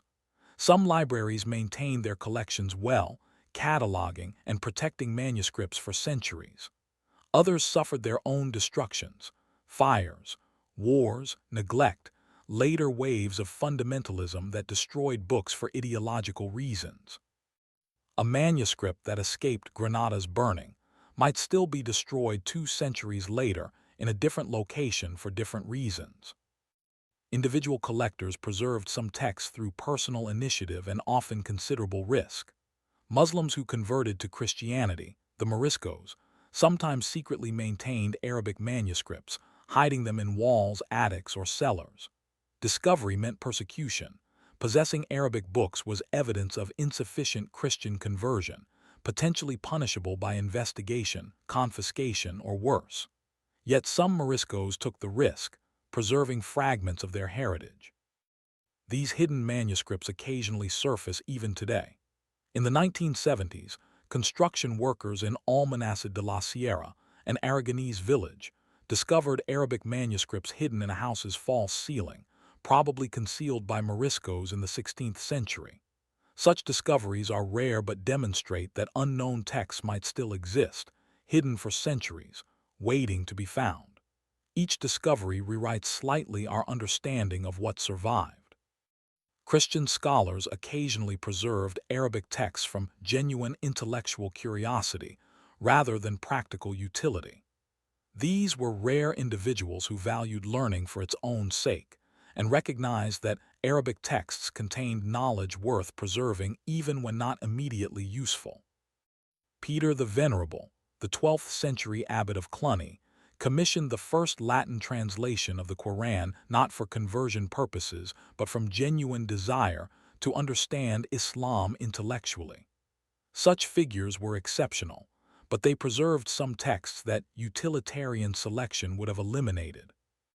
Royal and aristocratic collectors sometimes preserved manuscripts as curiosities or status symbols. Arabic manuscripts were exotic, beautiful objects even for those who couldn't read them. The calligraphy, illumination, and fine bindings made them desirable possessions for collectors interested in accumulating impressive libraries regardless of content. Some Andalusian manuscripts survived in European royal collections, where they were essentially decorative objects, unread but physically preserved until later scholars could study them. Monastery libraries, ironically given the Church's role in destruction, sometimes preserved Arabic texts. Monasteries that received manuscripts from conquest booty sometimes simply stored them, unread and uncatalogued, in their collections. Centuries later, these forgotten manuscripts would be rediscovered by scholars searching monastic libraries.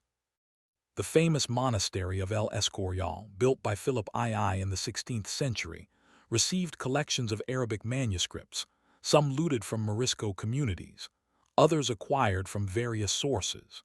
Today, El Escorial's library contains one of Europe's most important collections of Arabic manuscripts, many from Al-Andalus, preserved through a combination of royal collection, institutional continuity, and benign neglect. But we must be careful not to overstate survival. For every text that exists today, dozens or hundreds were destroyed. The survival rate for different genres varied enormously, but overall, modern scholars estimate that perhaps 5–10% of Al-Andalus's written output survives in any form. Even that number might be optimistic. Since we don't know what existed, we can't accurately assess what percentage survived. The surviving fragments might represent even less than 5% of what once existed. The survival patterns reveal systematic biases. Scientific and philosophical texts survive better than literature. Works by famous authors survive better than those by minor figures.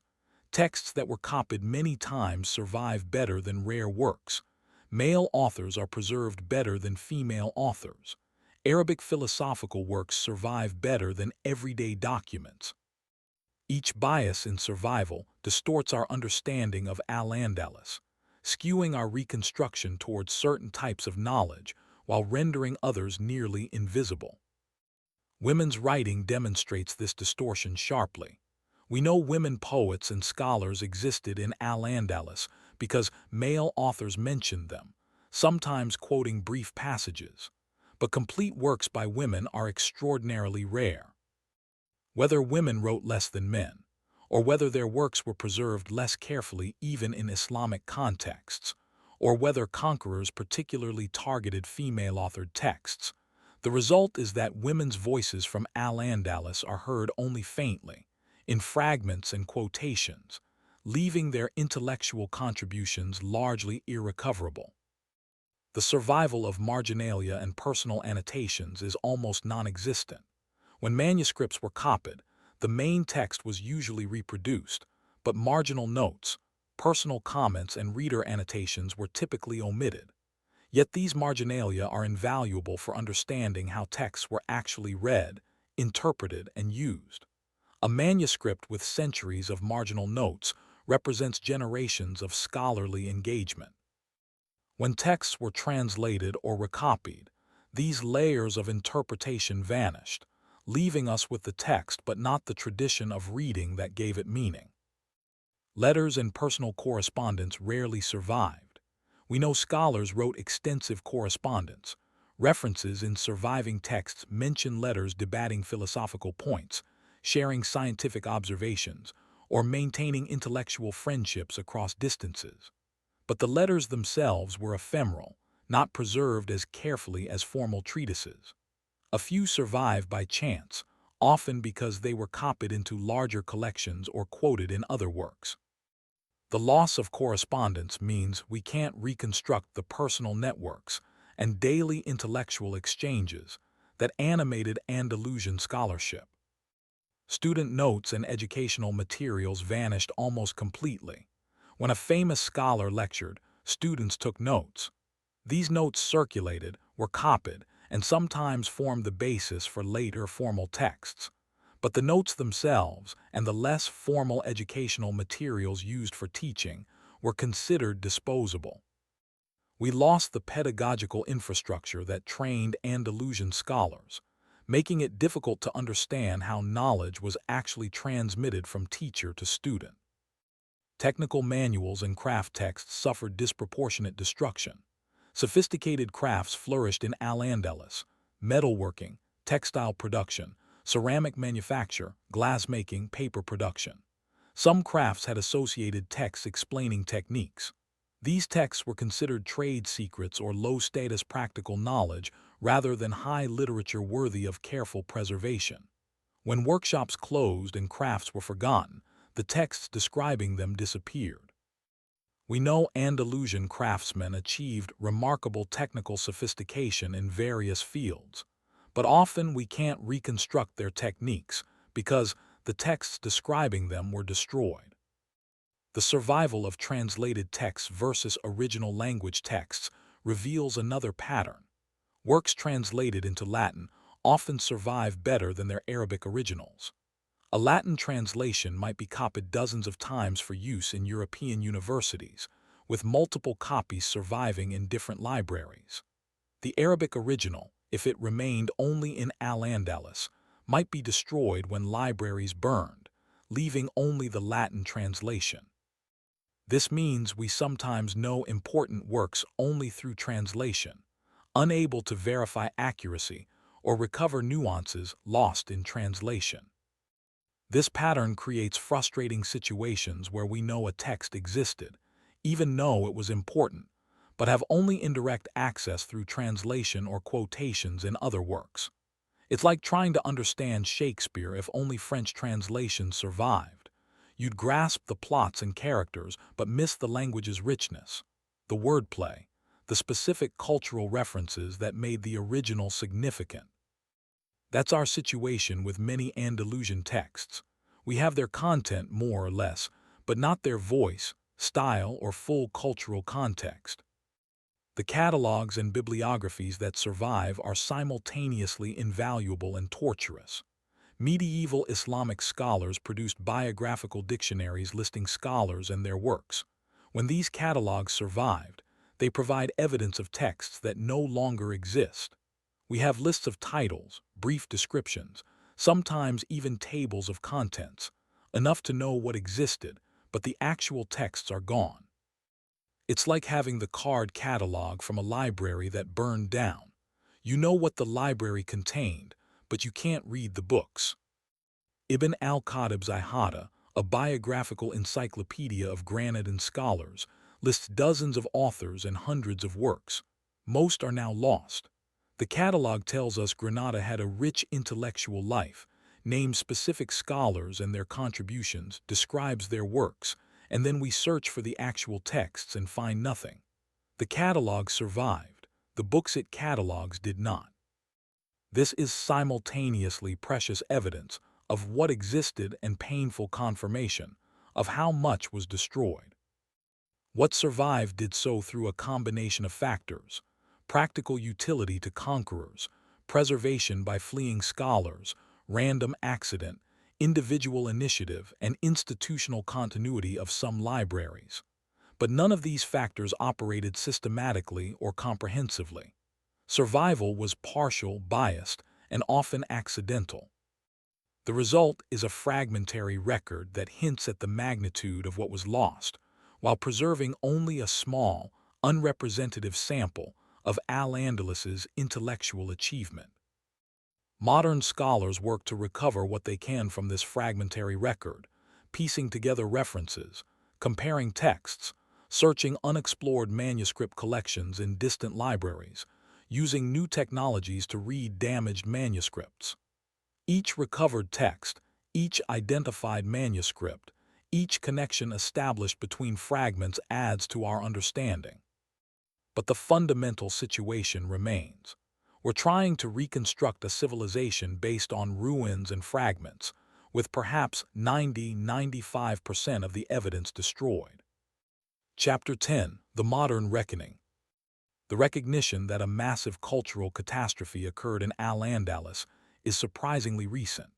For centuries after the final expulsions, mainstream European historical consciousness scarcely acknowledged what had been lost. The Reconquista was celebrated as heroic Christian victory over infidel occupation. The destruction of Islamic culture was not seen as loss, but as purification, the necessary removal of alien elements from what was conceived as inherently Christian territory. This triumphalist narrative dominated Spanish historiography for centuries.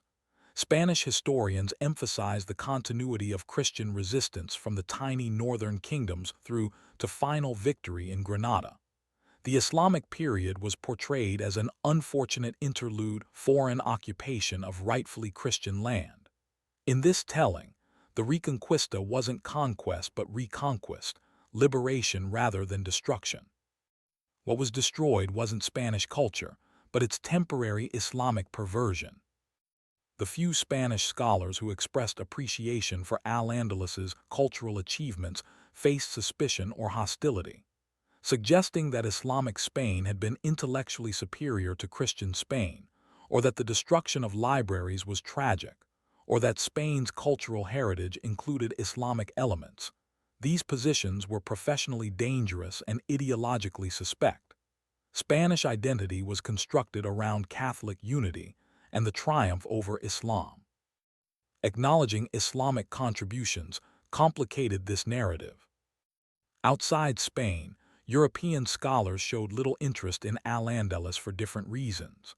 Classical philology dominated historical scholarship, the study of ancient Greece and Rome. Medieval history, when studied at all, focused on Christian Europe.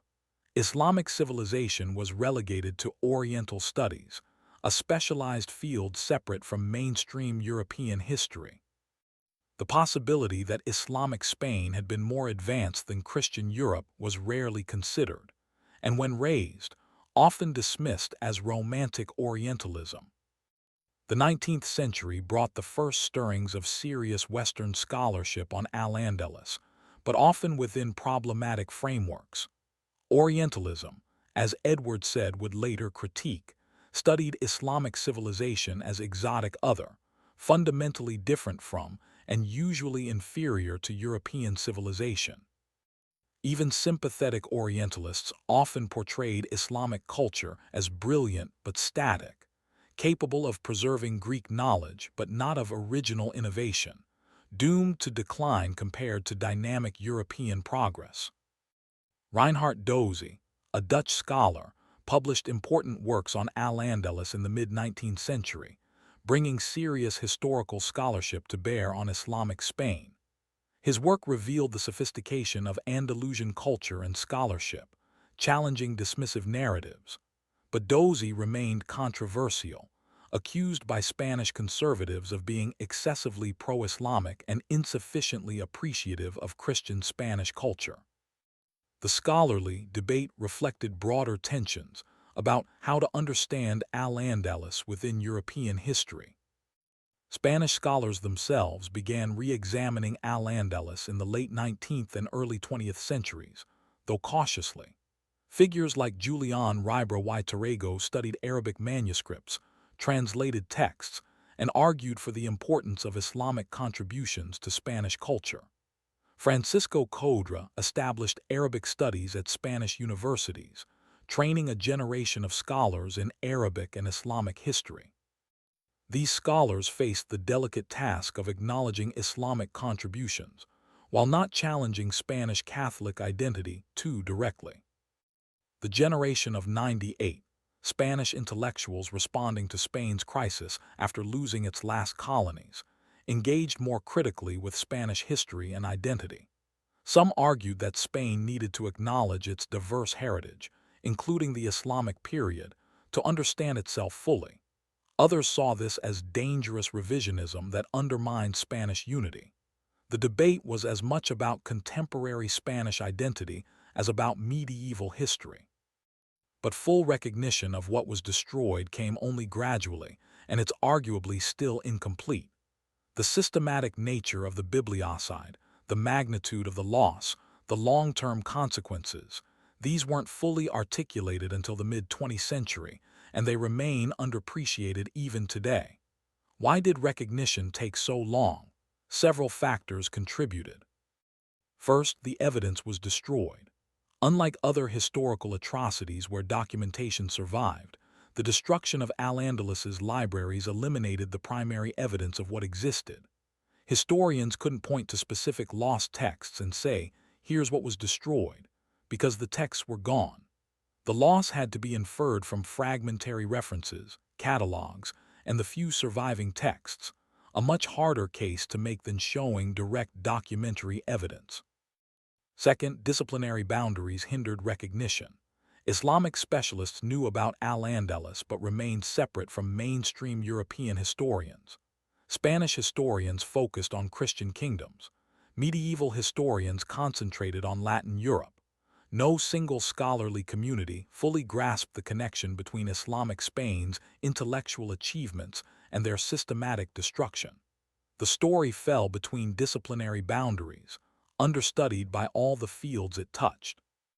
Third, the narrative didn't fit comfortable historical frameworks.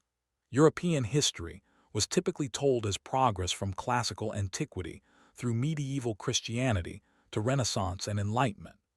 Islamic Spain disrupted this narrative, suggesting that medieval Islamic civilization had been more advanced than Christian Europe. Admitting that Christian conquest destroyed rather than advanced civilization challenged fundamental assumptions about European progress and Christian triumphalism. Fourth, acknowledging the destruction implied uncomfortable moral questions. If Christian Europe systematically destroyed a more advanced civilization's intellectual heritage, what did that say about Western civilization's foundations? If religious zealotry destroyed irreplaceable knowledge, how should we evaluate religious motivations in history? If Europe's Renaissance partially depended on knowledge extracted from a culture it was simultaneously destroying, how should we understand the Renaissance? These questions were, and remain, difficult for Western historiography.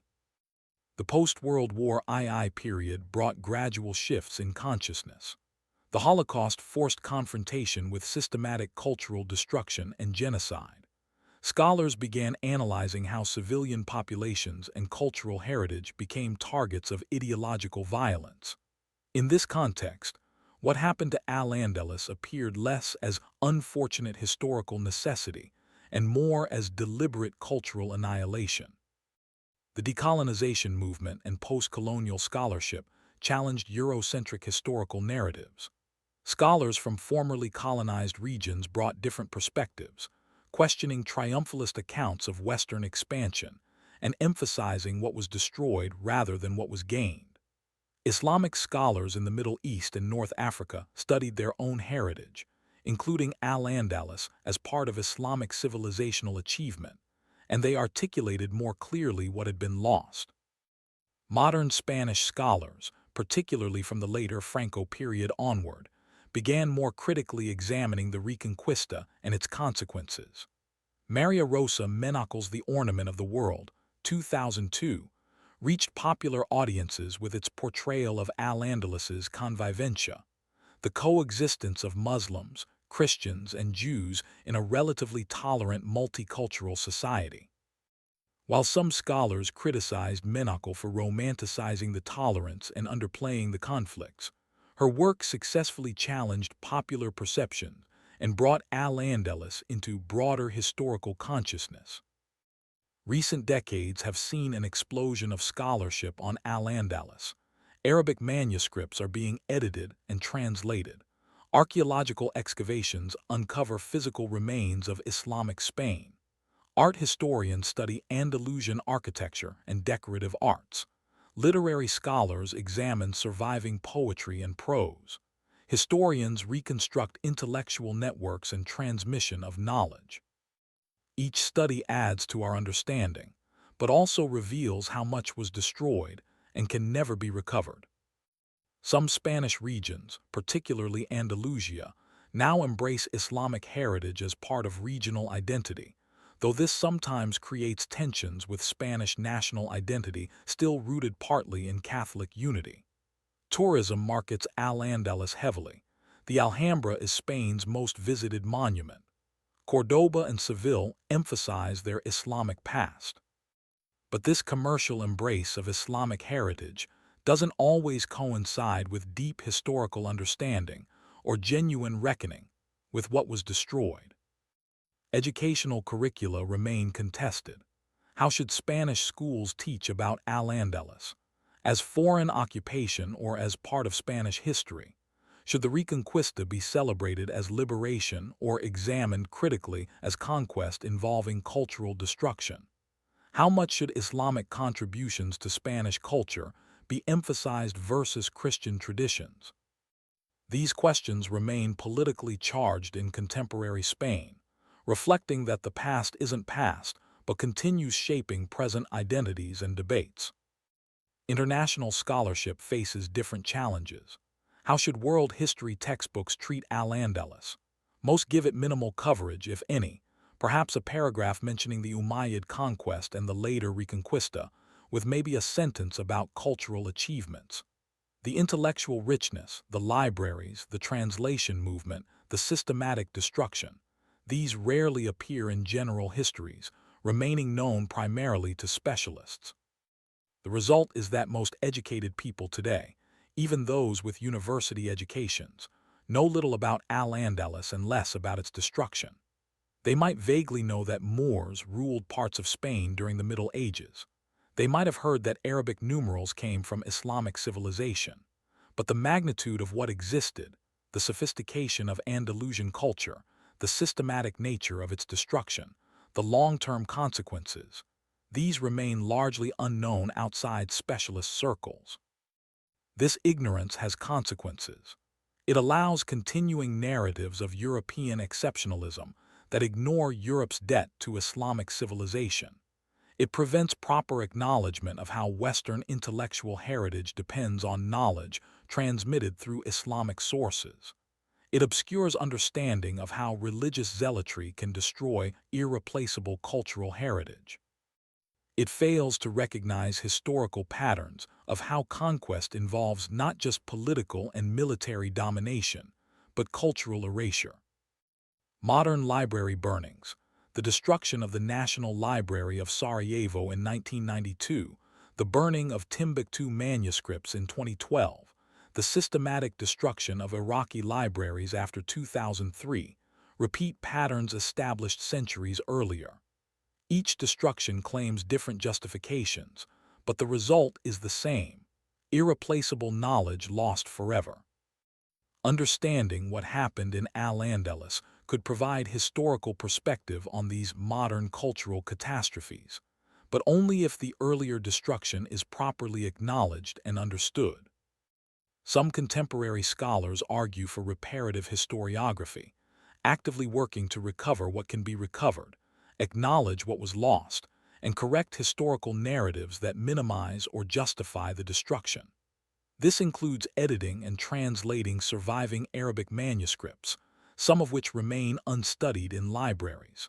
It includes archaeological work uncovering physical remains of Islamic Spain. It includes revising textbooks and curricula to accurately reflect Al-Andalus's importance and its destruction. But reparative work faces limitations. No amount of scholarship can recover the 90% of texts that were burned or lost. We can acknowledge the gap in our knowledge, but we can't fill it. We can correct historical narratives, but we can't restore what was destroyed. The loss is permanent, and the best we can do is recognize it honestly and learn from it. The moral reckoning remains incomplete. Should the Catholic Church acknowledge its role in the systematic destruction? Should Spain officially recognize the cultural catastrophe? Should there be memorials to the lost libraries, acknowledgement of the destroyed heritage? These questions remain largely unaddressed, perhaps because they're uncomfortable, perhaps because the events seem too distant to require contemporary response. Yet the parallels to modern cultural destruction suggest these questions matter. When ISIS destroyed Palmyra's ancient ruins and burned manuscripts in Mosul, the world rightly condemned it as cultural catastrophe. But the destruction in Al-Andalus was quantitatively larger: more books burned, more monuments destroyed, more complete cultural erasure. If we condemn modern bibliocide, shouldn't we acknowledge historical cases? even when committed by civilizations we identify with rather than against. The recognition that something terrible happened, that irreplaceable knowledge was destroyed, that a vibrant civilization was systematically erased. This recognition has grown but remains incomplete. It challenges comfortable historical narratives, forces acknowledgement of Western civilization's destructive episodes, and requires rethinking how we understand European cultural development. Perhaps that's why full recognition has been so slow. The truth is inconvenient. Chapter 11: Lessons and Legacies. What does the destruction of Al-Andalus's libraries teach us? The lessons are multiple, uncomfortable, and urgently relevant to our own era of cultural conflict and threatened knowledge preservation. History doesn't repeat exactly, but patterns recur, and the destruction of Islamic Spain's intellectual heritage illuminates dynamics that continue shaping how civilizations treat knowledge, culture, and each other. The first lesson is about the fragility of knowledge. We tend to assume that once knowledge is discovered or written down, it's permanent, that human learning accumulates irreversibly, each generation building on the previous one's achievements. Al-Andalus proves this assumption false. Knowledge can be lost completely, not through gradual forgetting but through deliberate destruction. Centuries of accumulated learning, representing thousands of scholars' lifework, can vanish in decades or even days when conquerors systematically destroy libraries. This fragility has only partially been addressed by modern technology. Yes, printing made books more widely distributed, reducing the risk that destroying one collection destroys unique texts. Digital technology enables almost infinite copying and worldwide distribution. A medieval library might burn in a day. A modern digital library with proper backups might survive almost any disaster. But digital preservation creates new vulnerabilities. Digital files depend on hardware, software, and institutional commitment to maintain them. Formats become obsolete. How many people today could read data stored on 1980s floppy disks or punch cards? Companies go bankrupt, institutions close, servers are shut down. Digital data might be infinitely copyable, but it requires active maintenance to remain accessible. Without ongoing institutional commitment, digital libraries can become as inaccessible as burned medieval manuscripts. Moreover, we're creating vastly more data than ever before, but preserving only a fraction of it. Future historians studying our era will face their own gaps and silences, not because of book burnings, but because of format obsolescence, corporate data loss, and institutional failures to maintain digital archives. The specific mechanisms differ from medieval library destruction, but the underlying problem remains. Knowledge preservation requires ongoing effort and institutional commitment, and both can fail. The second lesson concerns how conquest treats cultural heritage. Al-Andalus wasn't unique. Throughout history, conquering forces have destroyed or appropriated the conquered culture's intellectual and artistic achievements. But the Andalusian case is particularly well documented, and its scale was enormous, making it an instructive case study in how civilizations destroy or preserve what they conquer. Several patterns emerge. Initial destruction often comes from ignorance rather than ideology, soldiers who don't understand the value of what they're destroying. This suggests that protecting cultural heritage during conquest requires explicit orders and enforcement, not just general principles. Soldiers won't naturally preserve what they don't understand. Subsequent destruction follows ideology. Religious, ethnic, or cultural superiority claims lead to systematic elimination of the conquered culture's heritage. In Al-Andalus, Christian religious zealotry drove destruction of Islamic texts and monuments. Similar patterns appear throughout history. The Spanish destruction of Aztec and Maya codices, the Taliban's destruction of Bamiyan Buddhas, ISIS's destruction of ancient Mesopotamian sites. Each case involves conquerors viewing the conquered culture's heritage as threatening, dangerous, or simply worthless compared to their own superior culture. But conquest can also lead to selective preservation and transmission. The Toledo translators, preserving and translating Arabic texts into Latin, demonstrated that conquest doesn't inevitably mean total destruction. When conquerors recognize the utility of conquered knowledge, when cultural boundaries are permeable enough to allow transmission, when individuals and institutions work to preserve rather than destroy, conquest can become cultural exchange, however unequal. The critical factors seem to be whether conquerors recognize any value in conquered culture, whether religious or ideological commitments demand cultural purification, whether institutional structures exist to preserve materials, and whether individual scholars or officials choose preservation over destruction. All these factors are contingent and can change, meaning cultural heritage's fate during conquest is never predetermined, but rather depends on specific historical circumstances and individual choices. The third lesson involves historical memory and narrative control.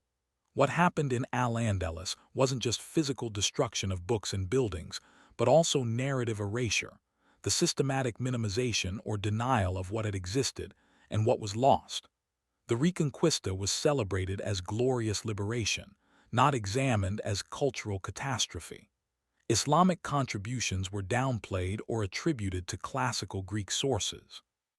The sophistication of Andalusian civilization was forgotten or dismissed. This narrative control proved remarkably successful. For centuries, even educated Europeans knew little about Al-Andalus beyond vague stories of Moorish occupation. The intellectual debt to Islamic civilization was obscured. The scale of destruction was unacknowledged. Triumphalist narratives of Christian victory and European progress crowded out competing stories of loss and destruction. Only in recent decades has this narrative dominance begun eroding, and it remains incomplete. Many people still don't know about Al-Andalus's libraries, their destruction, or their significance. The story isn't taught in most schools, doesn't appear in most textbooks, remains unknown outside specialist academic circles. The physical destruction was completed centuries ago, but the narrative erasure continues through neglect and lack of incorporation into mainstream historical consciousness. This demonstrates how conquest involves not just physical control of territory and people, but also control of memory and meaning. Conquerors write history, shape narratives, decide what's remembered and what's forgotten. Resisting this requires active effort to recover suppressed histories, challenge dominant narratives, and insist on acknowledging what happened even when it's uncomfortable or inconvenient for contemporary identity and power structures. The fourth lesson concerns the relationship between practical utility and cultural preservation. The fact that scientific and medical texts from Al-Andalus survived better than poetry and history reveals an important dynamic. Societies preserve what they find useful, discard what they don't. This seems obvious, but its implications are profound. Knowledge that serves immediate practical needs gets preserved even when it comes from despised sources. Christian Europe hated Islamic civilization but needed its medical knowledge, so medical texts were translated and preserved. But knowledge that doesn't serve immediate utility, poetry, literature, historical chronicles, cultural traditions, gets destroyed or ignored, especially when it comes from defeated or marginalized groups. This creates systematic biases in what survives from any culture. Practical knowledge survives better than aesthetic or cultural knowledge. Elite knowledge survives better than popular knowledge. Male-dominated fields survive better than areas where women participated. The result is that our historical understanding is skewed towards certain types of knowledge and certain perspectives, not because others didn't exist, but because they weren't preserved. For modern knowledge preservation, this suggests we can't rely purely on market forces or immediate utility to determine what's preserved. Some knowledge worth preserving has no immediate practical application. Some cultural heritage worth protecting doesn't generate revenue. Preservation requires institutional commitment beyond what utility alone would support, and it requires actively working to preserve materials from marginalized groups that dominant forces might ignore or suppress. The fifth lesson involves cross-cultural intellectual transmission and the tendency to obscure sources. Europe gained enormously from knowledge transmitted from Islamic civilization, but then minimized or erased the transmission routes and Islamic contributions. Arabic works were translated into Latin, but attributed to classical Greeks. Muslim scholars were presented as mere transmitters rather than original thinkers. The Islamic role in preserving, developing, and transmitting knowledge was systematically downplayed. This pattern recurs historically. Dominant cultures borrow from others, but then obscure the borrowing, claiming discoveries as their own, or attributing them to culturally acceptable predecessors. The reasons are partly practical. Translation and adaptation naturally remove some context, but also ideological. Acknowledging intellectual debt to despised or defeated groups complicates narratives of cultural superiority. Better to claim inheritance from prestigious ancestors, ancient Greeks, than from contemporary rivals, medieval Muslims. Modern scholarship tries to correct these erasures, tracing actual transmission routes and acknowledging sources properly. But the original erasures have lasting effects. Popular understanding still credits the European Renaissance with discovering classical learning, not with receiving it from Islamic sources. Students learn about Greek mathematics, but not about how it came to Europe through Arabic translations with significant Islamic additions. The simplified narrative is hard to correct once it's established. This suggests that during periods of knowledge transmission, extra effort should be made to document sources, credit contributors, and maintain cultural context. Translation should include acknowledgement of where knowledge came from, who transmitted it, what cultural traditions it emerged from. Otherwise, historical erasure of contributions from marginalized or defeated groups becomes nearly inevitable. The sixth lesson concerns religious zealotry and intellectual freedom. Cardinal Cisneros, who ordered Granada's book burnings, wasn't simply an ignorant fanatic. He was an educated man, a university founder, a biblical scholar. Yet his religious convictions led him to destroy irreplaceable knowledge because he saw it as religiously dangerous. The contradiction between intellectual sophistication in some areas and willingness to destroy knowledge in others is striking and instructive. Religious or ideological zealotry often targets knowledge precisely because knowledge is powerful. Books threaten zealots not despite containing important ideas, but because they contain important ideas that challenge orthodox positions. The Taliban destroyed Bamiyan Buddhas, not because they were ignorant of the statue's archaeological significance, but because they viewed that significance as dangerous, pre-Islamic heritage that might compete with Islam for reverence. ISIS destroyed Palmyra for similar reasons. The pattern suggests that defending intellectual freedom and cultural heritage requires recognizing that threats often come not from ignorance, but from ideology claiming higher purposes that justify destruction. People who destroy books usually have reasons they consider good and righteous. Combating this requires arguing that no ideology, however righteous its adherents believe it, justifies destroying irreplaceable knowledge or cultural heritage. But this argument faces challenges. If you genuinely believe books contain dangerous ideas that corrupt souls and lead people to damnation, why wouldn't you destroy them? If you see monuments as idolatrous affronts to God, why preserve them? The defense of knowledge and heritage requires getting believers to prioritize preservation over ideological purity, to accept coexistence with different ideas and cultures rather than demanding elimination of alternatives. This is asking people to prioritize values they might consider less important than religious truth. The historical record suggests this argument sometimes succeeds, but often fails. It depends on broader cultural contexts about tolerance, pluralism, and how absolute religious or ideological claims are.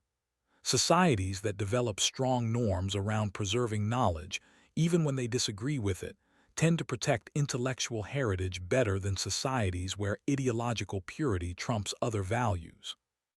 Building and maintaining such norms is difficult but necessary for knowledge preservation. The seventh lesson involves demographic and cultural transformation. Al-Andalus wasn't destroyed only through burning books. It was destroyed through converting, expelling, or killing the people who created and maintained the culture. When Muslim scholars were forced to convert or flee, when Jewish communities were expelled, when Arabic was suppressed as a language, the living culture that produced the libraries died even before all the books were burned. This demonstrates that preserving cultural heritage means more than preserving physical objects. It requires preserving communities that maintain traditions, languages that embody concepts, educational systems that transmit knowledge, social structures that support scholarship. When these are destroyed, even preserved texts lose context and meaning. A book in an unknown language, without scholars who can read and interpret it, becomes just a physical object rather than living knowledge. Modern cultural destruction follows similar patterns. Indigenous languages disappearing take with them not just words, but entire ways of understanding the world. When the last fluent speaker dies, written texts in that language become much harder to interpret. When communities are displaced or destroyed, cultural practices disappear even when physical artifacts survive. The knowledge and heritage aren't only in objects but in living people and communities. This suggests that cultural preservation requires protecting communities, not just objects. It means supporting endangered languages, maintaining traditional educational systems, protecting the ability of communities to practice their cultures. This is more complex and politically challenging than simply preserving books or monuments, but it's necessary for genuine heritage preservation rather than just creating museums of dead cultures. The eighth and final lesson is about our contemporary moment and its particular dangers and opportunities for knowledge preservation. We live in an age of unprecedented knowledge creation and dissemination, but also of significant threats to knowledge preservation and cultural heritage. Understanding what happened in Al-Andalus should inform how we respond to contemporary challenges. Climate change threatens physical sites and artifacts. Rising seas endanger coastal archaeological sites and monuments. Extreme weather damages or destroys cultural heritage. The Intergovernmental Panel on Climate Change warns that many World Heritage Sites face climate-related risks. Al-Andalus's libraries burned centuries ago. Today's heritage faces slower destruction from environmental change, but potentially on even larger scale. Political instability and conflict continue threatening cultural heritage. Recent wars in Iraq, Syria, Yemen, and elsewhere have destroyed irreplaceable archaeological sites, manuscripts, and monuments. Each conflict repeats dynamics visible in Al-Andalus. Initial destruction from conflict itself, systematic destruction by ideological groups, neglect and looting during instability, and long-term damage that may prove irreversible. Digital preservation offers unprecedented opportunities, but requires sustained institutional commitment. Projects to digitize endangered manuscripts, create virtual reconstructions of destroyed sites, and preserve knowledge digitally could prevent future losses. But digital preservation requires ongoing funding, technical maintenance, and institutional continuity, all of which are uncertain, especially in the developing world where much endangered heritage is located. Rising nationalism and religious fundamentalism in many regions threaten cultural pluralism and intellectual freedom. When groups define identity through exclusion of others, when ideologies demand cultural purification, when diversity is seen as weakness rather than strength, the conditions exist for repeating Al-Andalus's destruction in new contexts. The specifics differ, but the underlying dynamics of intolerance threatening knowledge and heritage remain recognizable. Yet awareness of these dangers has also increased. International organizations work to protect endangered heritage. Scholars collaborate across national and religious boundaries to preserve and study cultural materials. Digital technologies enable preserving and sharing knowledge in ways impossible centuries ago. Legal frameworks like UNESCO conventions establish principles for cultural heritage protection, though enforcement remains challenging. The question is whether this increased awareness and these institutional frameworks are sufficient. Can we learn from Al-Andalus's destruction to prevent future losses? Or will new destructions, for new reasons but following similar patterns, continue eliminating irreplaceable knowledge and heritage? The answer isn't predetermined. It depends on choices, political choices about how societies treat minority cultures and heritage, educational choices about what history we teach and how, institutional choices about resource allocation for preservation, and individual choices about whether we care enough about knowledge and heritage to protect them even when it's inconvenient or conflicts with other goals. Al-Andalus's destruction occurred not through inevitable historical forces but through specific choices made by specific people. Cardinal Cisneros chose to burn Granada's libraries. Ferdinand and Isabella chose expulsion over coexistence. Soldiers chose destruction over preservation. But other individuals chose differently. Translators preserved texts, scholars protected manuscripts, collectors maintained libraries. The outcome resulted from accumulated choices, not destiny. Similarly, the fate of contemporary endangered knowledge and heritage depends on choices we make. Will we fund preservation programs or allow them to lapse? Will we protect minority cultures or demand assimilation? Will we teach accurate history or comfortable myths? Will we challenge ideologies that threaten heritage or accommodate them? These choices, multiplied across millions of people and institutions, will determine what future generations inherit. The tragedy of Al-Andalus is that so much was lost needlessly. The knowledge existed, the libraries stood full, the civilization flourished. It could have enriched rather than disappeared. Its loss diminished rather than advanced human civilization. We can't undo that loss, but we can learn from it. We can choose preservation over destruction, coexistence over purification, acknowledgement over erasure. We can decide that knowledge matters enough to protect it, even from people who claim righteous reasons for its destruction. That choice faces constant challenges. It requires defending values that aren't universally shared, allocating resources to long-term preservation rather than immediate needs, and accepting cultural pluralism rather than demanding uniformity. It requires learning from history even when that history is uncomfortable. But the alternative, repeating historical destruction because we failed to learn from it, is worse. Al-Andalus's libraries burned centuries ago, but the smoke hasn't cleared. We still live with the consequences of their destruction, the lost knowledge, the distorted history, the unacknowledged debts, the lessons unlearned. The question is whether we'll let that destruction remain simply a historical tragedy or whether we'll let it teach us something valuable about how to protect knowledge and heritage in our own precarious age. The answer depends on us.